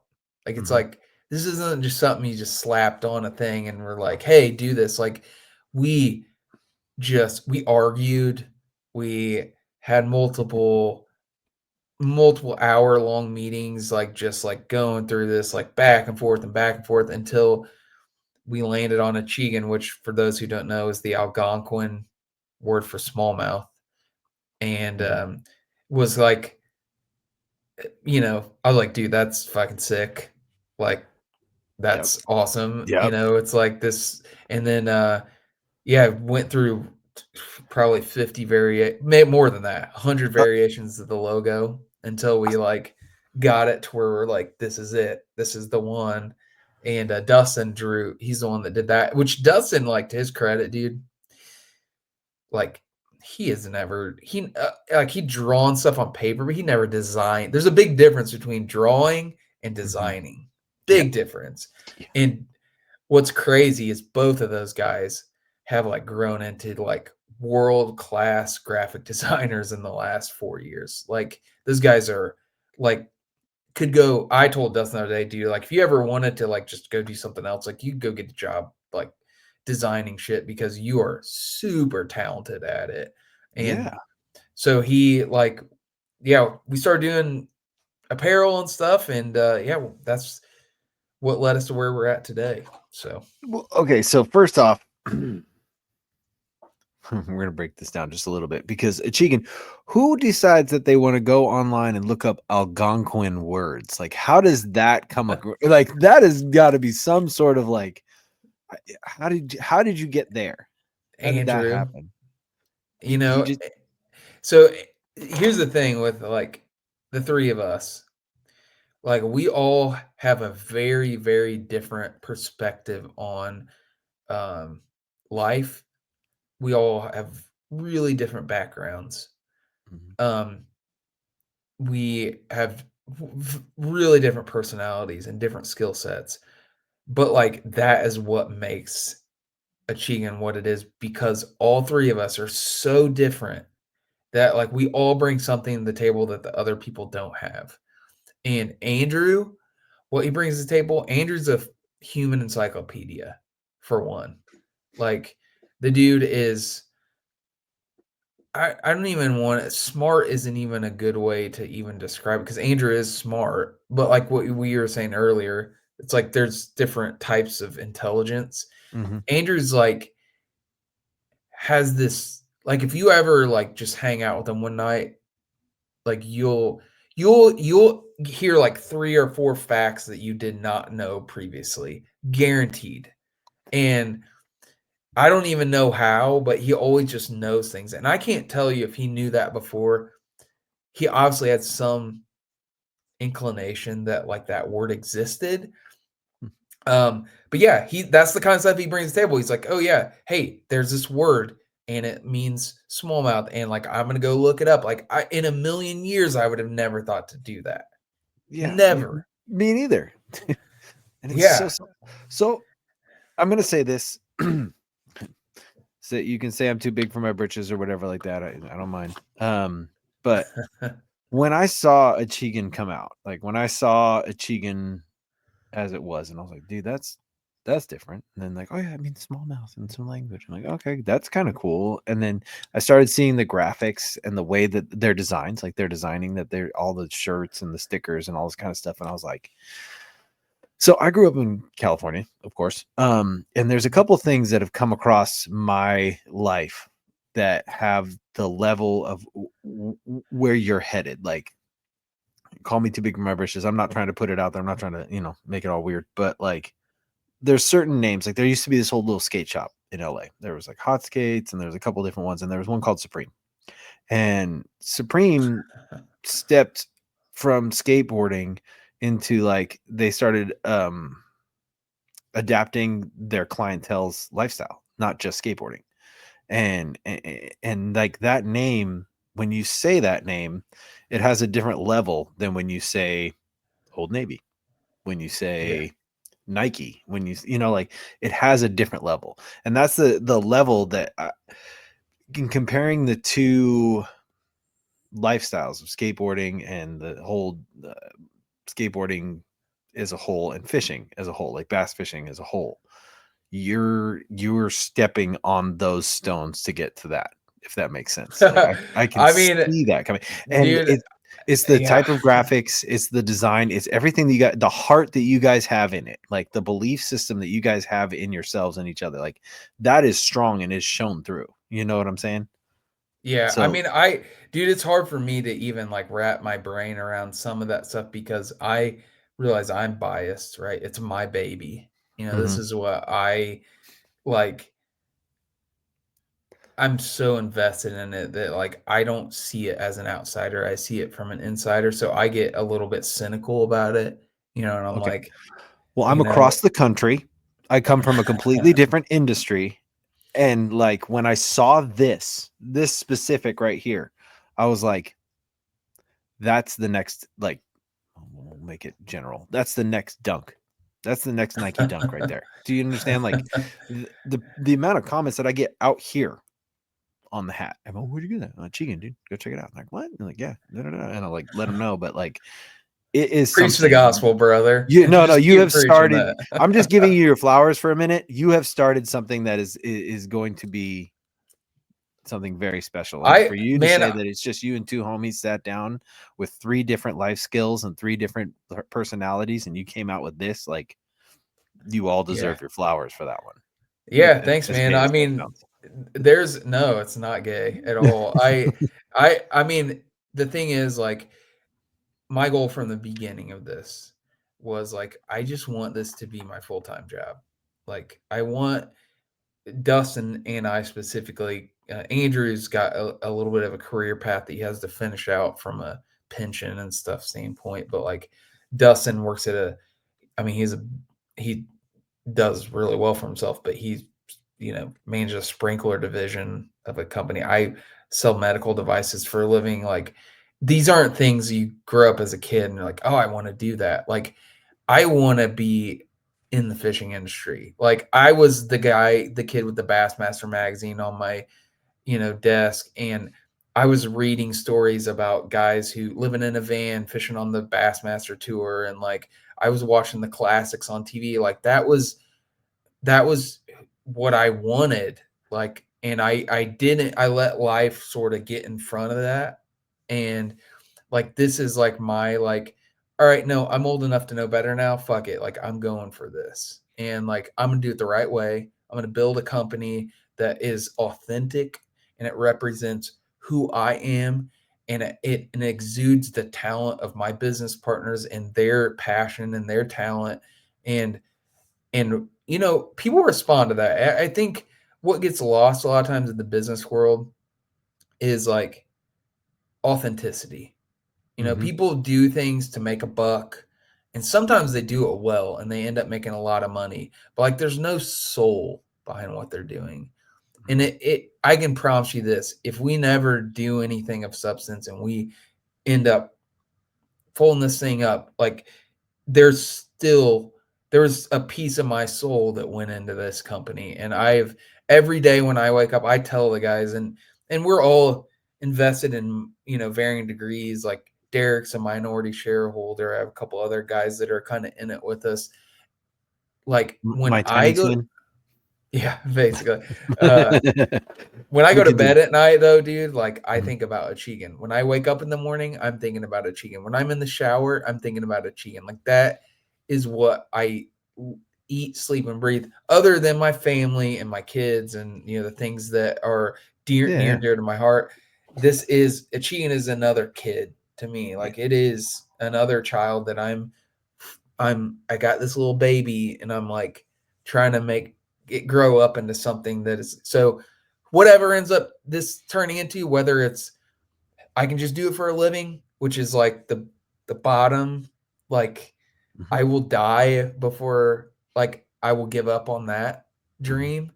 Or if it turns into this big national thing and we end up, getting some big company buying us out or wherever it ends up going, dude, it has a fucking soul, and that's where it started. So, dude, it comes across. I'm just telling you, like, it comes across very well that this is a well thought out, like, brand that somebody's put themselves into. And like what we were talking about earlier, when you were like, you're struggling, that human struggle that you had as a kid, like, it sounds like you found yourself in this. Does that make sense? Big time. That's fucking awesome, dude. Like, that's like such a well-rounded portion of you. Like, you get to find that you found yourself, and then you get to share it with everybody else. That's amazing. Like, that's so dope. It's cool, man. This is gonna sound real weird. It's taking a weird turn of the podcast. Nah, it's all You good. don't even know what I'm gonna say, dude. I'm here for the weird, bro. Look at me. I told my wife this, and I've told a couple other people this. It's definitely first time I've said this in public, is I feel like the universe has connected me and smallmouth somehow. And like, I don't know, like I said, we've talked about religion, and that sort of gets, I don't want to like bring it into religious, but when I won that Bassmaster tournament, like I consider myself a good fisherman. Like I'll fish on a river with anybody. I'll duke it out with anybody. But like it was like the smallmouth and I just we have a connection. I have a universal, like there's something in this space that like smallmouth and I have some sort of like agreement. And they're like, you are going to embody us and our little piece of the universe, we're going to help you through this. And like, I have this, as weird as it sounds, like I almost feel like I'm the world ambassador for smallmouth. That's what I feel like. Like I'm more than an angler. Like I'm representing those fish. Take it for I'm what not you gonna. will. That's not weird at all, dude. Like you have a connection. Like you have a connection with this fish, but also like there's a lot that's unsaid about energy transference in nature in a regular basis, right? So, um, as humans, we have lost that connection over the years with nature. We just have, like, whether it's in the food or the water, whatever you want to say, whether it's indoctrinated religion or it's indoctrinated industrialization, whatever you want to say, we have lost that connection with nature because I tell you what, a deer knows when a predator's near before the predator's near, right?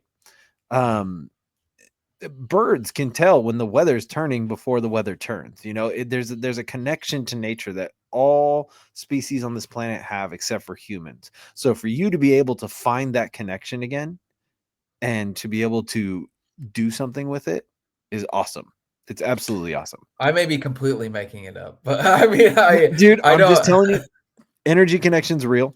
It's a real thing, you know? Yeah. So I mean, I do think there's something there. Like I said, I can't even define it, man. I don't even, and this isn't even about like, I think some people look at that and look, well, the cynical part of my brain is like, well, what are you really doing for that fish? Like you're just hooking a metal hook through their face and like pulling them in the boat. But like realistically, man, I don't know where this train's taking me, man. I don't know where it's going. Like I really don't. But I just know I have a love for these fish and like something I can't explain. And like it's my way of like expressing that love by building this company and like taking it to other people who share that sort of same love. And I think there's enough people out there. I mean, there's something about smallmouth, dude. Like, and this isn't a knock to any fish because like there's some badass saltwater fish out there, trout, all this.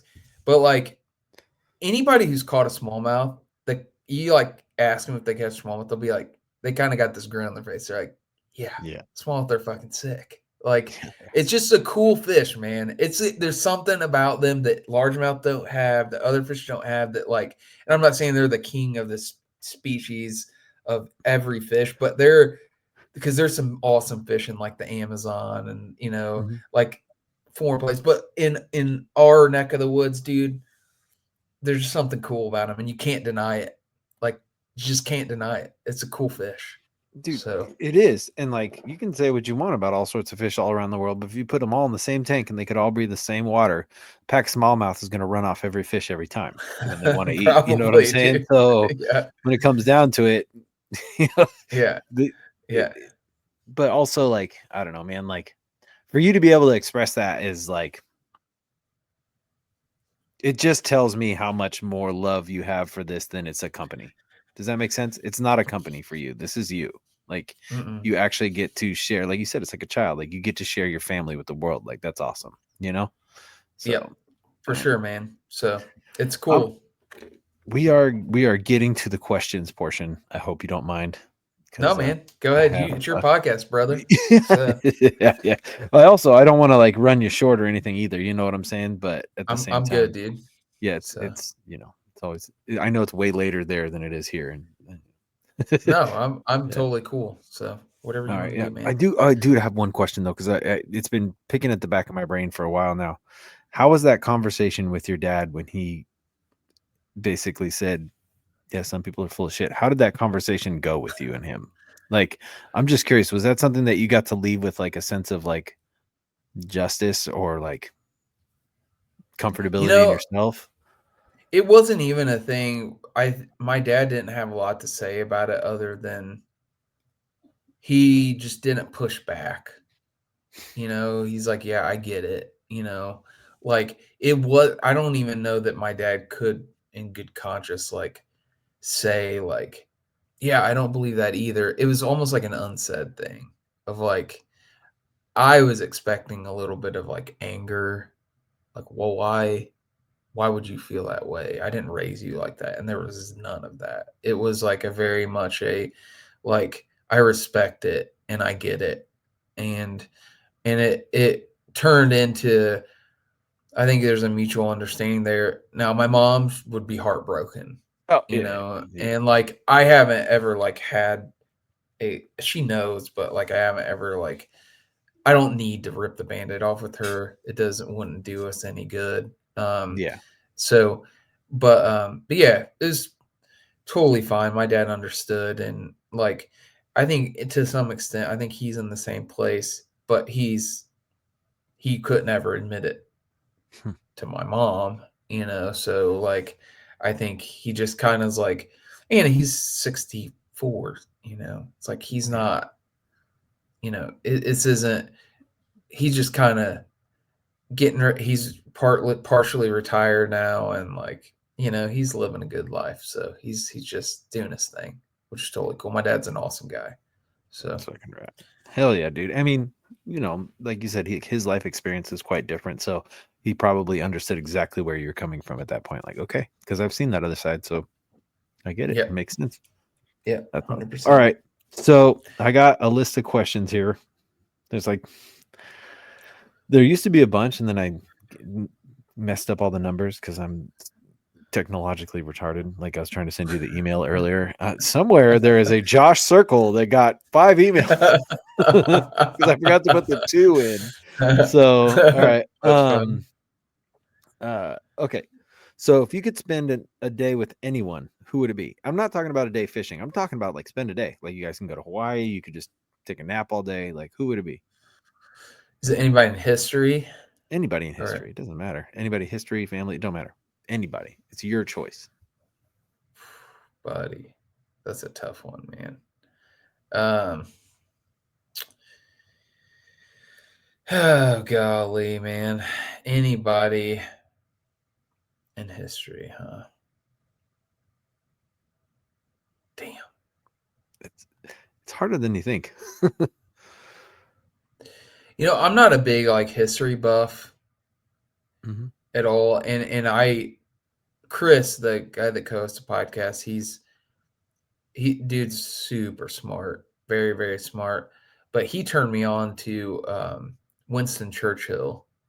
Hmm. And like I have read a couple audiobooks and then also watched a couple documentaries on him. And I feel like that dude is like one of those guys that would be a pretty awesome afternoon to spend with, Hell just yeah. because of the role he played in the world, like the kind of leader he was. It's pretty sick, dude. So yeah, probably Winston Churchill That'd be if I'm gonna pick that'd be one. awesome. What'd you guys do? Burn So cars all day?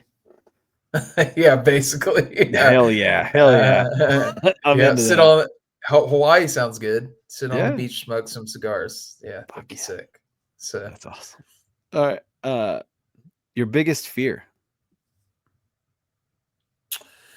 oh man, biggest fear. Hmm, I don't really, man. I don't get scared of in the traditional sense. I don't like nothing scares me. Like I'm kind of like weird that way. Um, but I would say, just that my kids um, grow up to not be close with me because I really have a strong desire that they stay close with me. So yeah, I would say that, but I don't think that'll ever come true. It's what drives me to make sure that I have a good relationship with them. So That's awesome. That's awesome. No, that's the definition of fear. It's different than being scared, Like yeah, I'm scared of spiders, but I yeah, definitely have a fear of not being enough for my family at some point or another, yeah. Um, Have you ever been? Here's a good one. Have you ever been broke because of fishing? Like, be like, oh, I'm gonna get a burger, but I just bought these 2 packs of Yamamoto's, and now I can't eat. Oh, hell yeah, I have Hell yeah. to. Like, I used to my entire paycheck, that tackle shop I worked at in high school, they would pay us out of the cash register. That's how old school they were. They would like print off a pay stub and give us cash. And dude, I would literally take it and just buy shit in the tackle shop with it. So I was always broke. And yeah, like I barely had enough money for gas. Like I drove a Camaro through high school with like a gas guzzler, dude. I was like, it was a tough like way for me to it's tough existence for sure. But yeah, definitely been broke because of fishing. Hell yeah. 100%. What's your biggest struggle right now, dude? Oh, time. Yeah. Yeah. I mean, balancing ACHIGAN with the job that actually pays the bills, with my kids, with my wife, with podcasts, with you name it, man. It's like a juggling act at this point, and that's one of the reasons. Like, yeah, I want to do ACHIGAN so bad because I think, although it'll be difficult, it will simplify life a lot because that's just the only thing I will have to concentrate on. So, from a professional standpoint, so Solid, dude. Balance. I think that's across the board. Balance. yeah, Yeah. for sure. All right. So in skateboarding, back in the day, they used to call these things hammers. It was like somebody that jumped a 20 stair. Nobody ever jumped a 20 stair. It's a fucking hammer. Oh my god, it's a magazine cover, like the hammer. So what's your life hammer? Like, what's your major life accomplishment Like that I've already done or that I want to do. that you're proud of?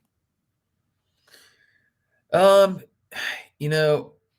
from just a like straight up accomplishment, I would say winning the Susquehanna tournament a couple years ago. Like a blue trophy is, championship or champion Bassmaster trophy is something not very many people have. So it was validating. But the ACHIGAN thing is probably, if I had like, what am I most like proud of? Like, yeah, what I've done so far with that. Although I don't feel like it's a lot yet. So we've only written the first half of the first chapter, so we got a lot left to write of that. Hell yeah. So Hell yeah. So what's your biggest mental or emotional block?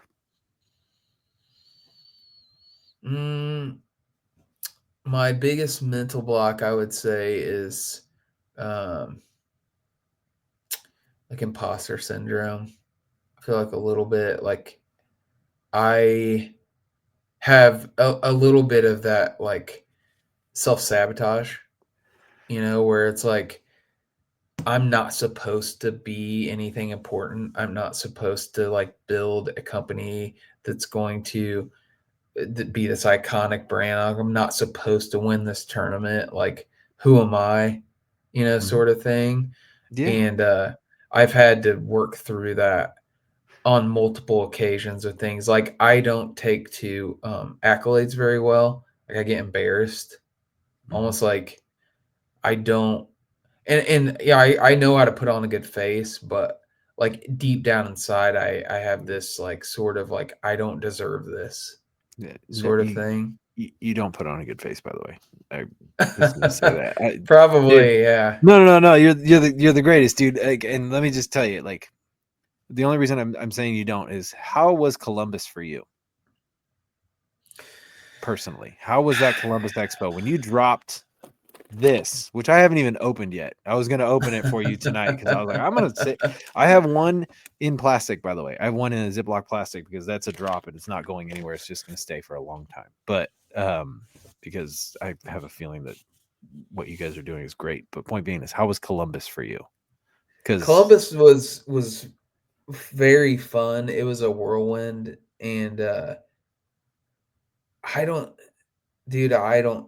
even know. Like, even now, I'm just like, yeah, we sold out, but like, I don't know if this is like just a something like a one-time thing. Is it gonna sell out online again? Like, a lot of a lot of things going through my head. The work that led up to that point was exhausting. So like it was almost just a sense of relief that like we got through it, dude. We pulled it off. We did it. Nothing like went completely haywire. Although, were you there the first Friday morning? Were you Hmm. standing in front of the thing? Hmm. Like how? Oh yeah, you took the picture Hmm. of which probably one of the coolest things. I haven't even told that story on social media because there's some behind the scenes stuff going on with that. Hmm. That have you heard Yeah. about this? Okay, No, let's hear it. I can't tell it online. I'll tell you offline Okay, yeah, because I want you to hear it because yeah. the story of the girl. So we get there on Friday morning and like long story, we're launching this bait. I knew there was going to be some demand for it. I didn't think there'd be people there that early. So, Mhm. and it took us a while to figure out how to get in the damn entrance because the construction and stuff. So we finally get in there and like our booth was like 80% ready. And like a 20% we need to get ready. Yeah. Walk up, dude, there's people waiting at our booth. And I was like, you Mhm. got to be shitting me. All the vendors, and then they had this VIP thing where people could come Yeah, in and that's right. like we're scrambling, dude. Just like Mhm. stuff's not in inventory, like stuff's not hung up. It was like we're scrambling. And in the middle of this thing, I look down and there's a girl, like, young girl with her dad standing at the table. And I was like assuming like it was the dad, he is like, hey man, my name's Matt, and you know, Yeah. whatever. And he's like, yeah, I brought my daughter here. And like I'm trying to get all this stuff ready. I'm like, I'm going 1,000 miles an hour trying to figure this out. And I didn't understand what was going on. But the girl turns out is a huge fan of our brand, had a Smalley sweatshirt on, asked her dad to skip school so she could come be first in line to buy this bait. She's standing there going through our refrigerator that we had, our snacks refrigerator. She's like Yeah. digging through all the colors, and I'm still just like, I'm not processing what's going on, and we're trying to figure out like how to sell these things and take payments and all this stuff. And then the girl's like, finds one she wants, she buys it, we get her done. And I was like, I still like, I have no concept of what just happened. And you, thank God, dude, one of the coolest things, you were like, guys, stop. We got to get a picture of this. And like brought all of us together, and then I was like, oh shoot, yeah, he's right. Yeah, we should get a picture of this. And pointed at her and got the picture, which is sick. It's an awesome picture. And the story will be told in full detail like this, but there's more to it that I'm not going to say on Yeah, air yeah, yeah. No. that made it special and will make it special. Um, but yeah, dude, it was the fact that a kid I never met, didn't know existed, was a fan of our brand, skipped school with their dad to come, like just that, dude, was like, damn, like that was awesome, Yeah. dude. Yeah, man. That Like was so cool. she rolled up in like a men's medium Smalley's sweater that was like typical little 11-year-old girl, like just rocking her stuff. Like she was so stoked to be there. And like I was talking to her dad and they were just so amped that like they got to do that with you guys. And then like I sat back after that, after it was all said and done. I just thought about it for a minute. And I'm looking at all you guys, like you guys are all like still trying to, figure out the payment processing and all that stuff. And I'm looking at you and I could tell right then and there, you're like, I'm not supposed to be here. Like this is not real right now, And I was like, It dude. felt And like so when that. you said imposter syndrome, I was like, yeah, man, I've seen that on your face, man. And you deserve everything that you've gotten. Like, Yeah, don't thank ever you. sell yourself short, dude. Like you don't have to take all the compliments, just we can move on. Yeah. I'm just saying. Well, I appreciate it though. Like the Yeah. words mean a lot to me, even when people maybe feel like it's just lip service or whatever. Like I do, each one of those like makes my day better. So I do appreciate that. It means a lot, man. So Yeah. All right. So, well, where does fishing fit on into this now? Like, I'm guessing because, with the drop and all that stuff, and you guys are working on new stuff, like, when do you actually get out and go fishing, dude? Like, when do you get your break? When do you fill your cup? dude, I find ways to do it. Like I don't My not man. fish. That's just not in. All That's not even an option. So right. if we got to sneak out an afternoon, if we gotta like, it doesn't matter, dude. I do have a trip coming up in April, going to Susquehanna. Surprise, surprise, little jet boat excursion. So we're gonna Hell yeah. tear it up there, a little pre-spawn action. But yeah, man. I mean, I'm just ready for this damn cold to be gone for us. Mhm. The fish just start moving around, and yeah, that's when it does. I would say one of the motivations behind doing ACHIGAN for a living is like it's in the fishing industry, and I will get to fish as part of the job. So Mhm. like there's nothing that makes me more excited than the idea of traveling around to retail tackle shops, to visit stores that are carrying our shit and going fishing at all these different smallmouth destinations and doing a road trip with my buddies, my family. Like that is going to happen at some point. Hell We'll have a Chigan RV or whatever we got to have, and like just that idea like pushes me. hell yeah. It's That's gonna happen. that's awesome, dude. Like, I love that. I love that for you too. Like, it's not just you get out and go fishing, but you're going to make this entire like lifestyle fishing. Like, you're going to take your lifestyle and you're going to basically spread it with everybody, not just your product, not just like who you are, but you're also going to take your family and your friends and you're going to go out there, dude. If you guys get a Chigan van of some sort, get a short bus. Like, just get a bus. Like, it Hell would be yeah, so dude. tight. You know what I'm saying? Yes, Oh, I love that. Yeah, I could definitely. Between Dustin and I, do we could make a sick bus camper for sure. yep. So Yep. yeah, All right. that would be So, sick. um, the last is like a 3-parter.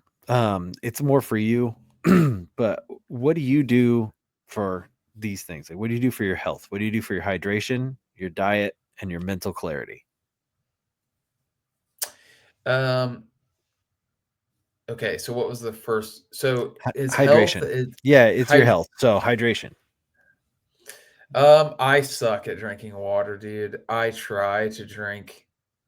My wife's like always on me for drinking water, and I'm a I I'm definitely not, I would say, a health nut or anything like that, but I work out 5 days a week. Like I make sure I'm taking supplements and stuff, and a lot of the supplements cause you to shed water. So like I need to drink that much more.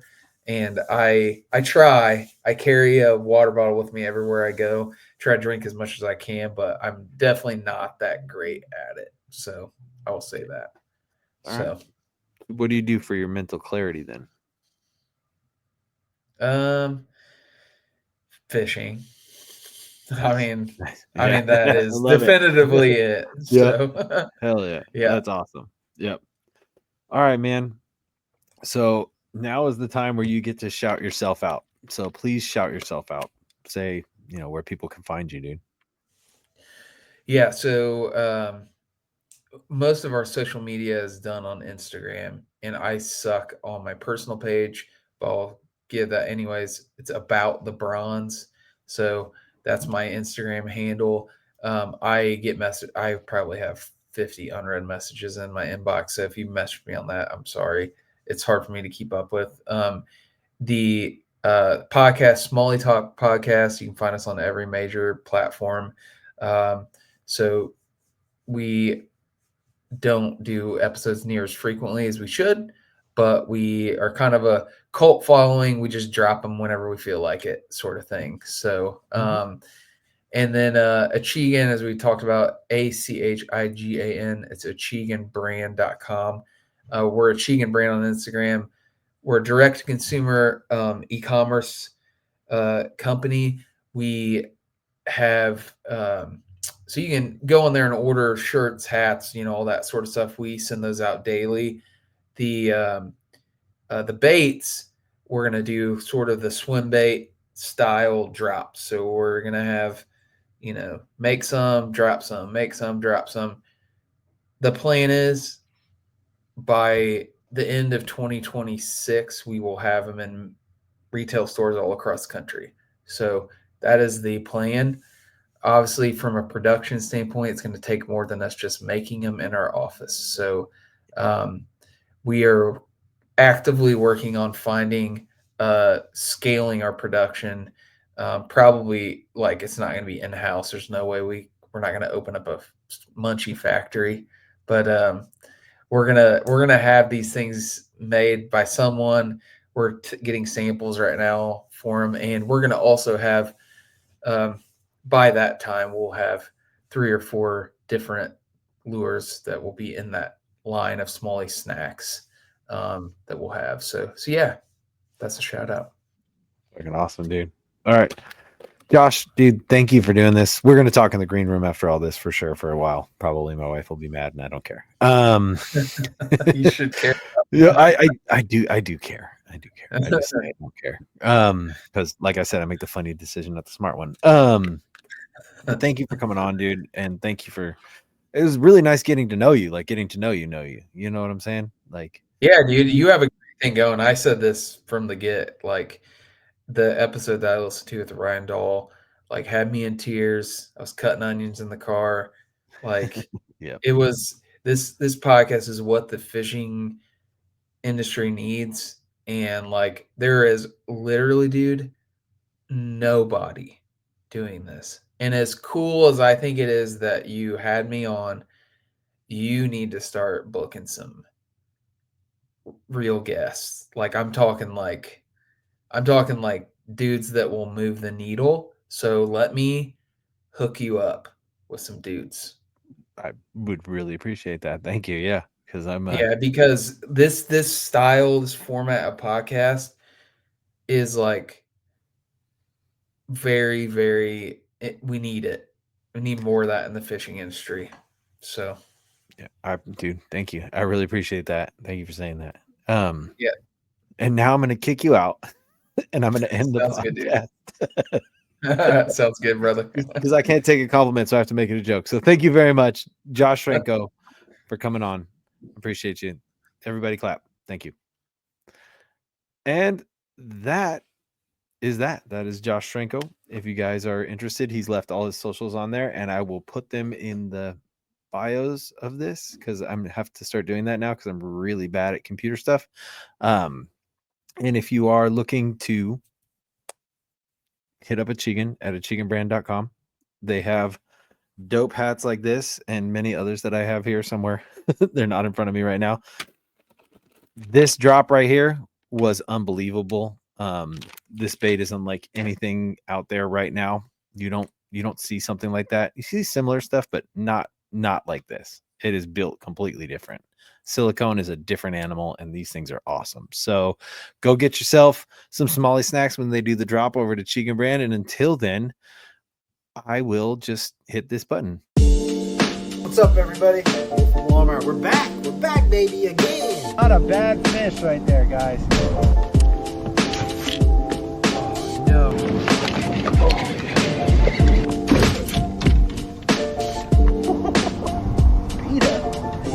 Out here catching Folsom bass right now, dude. Woo, he's a little chunker.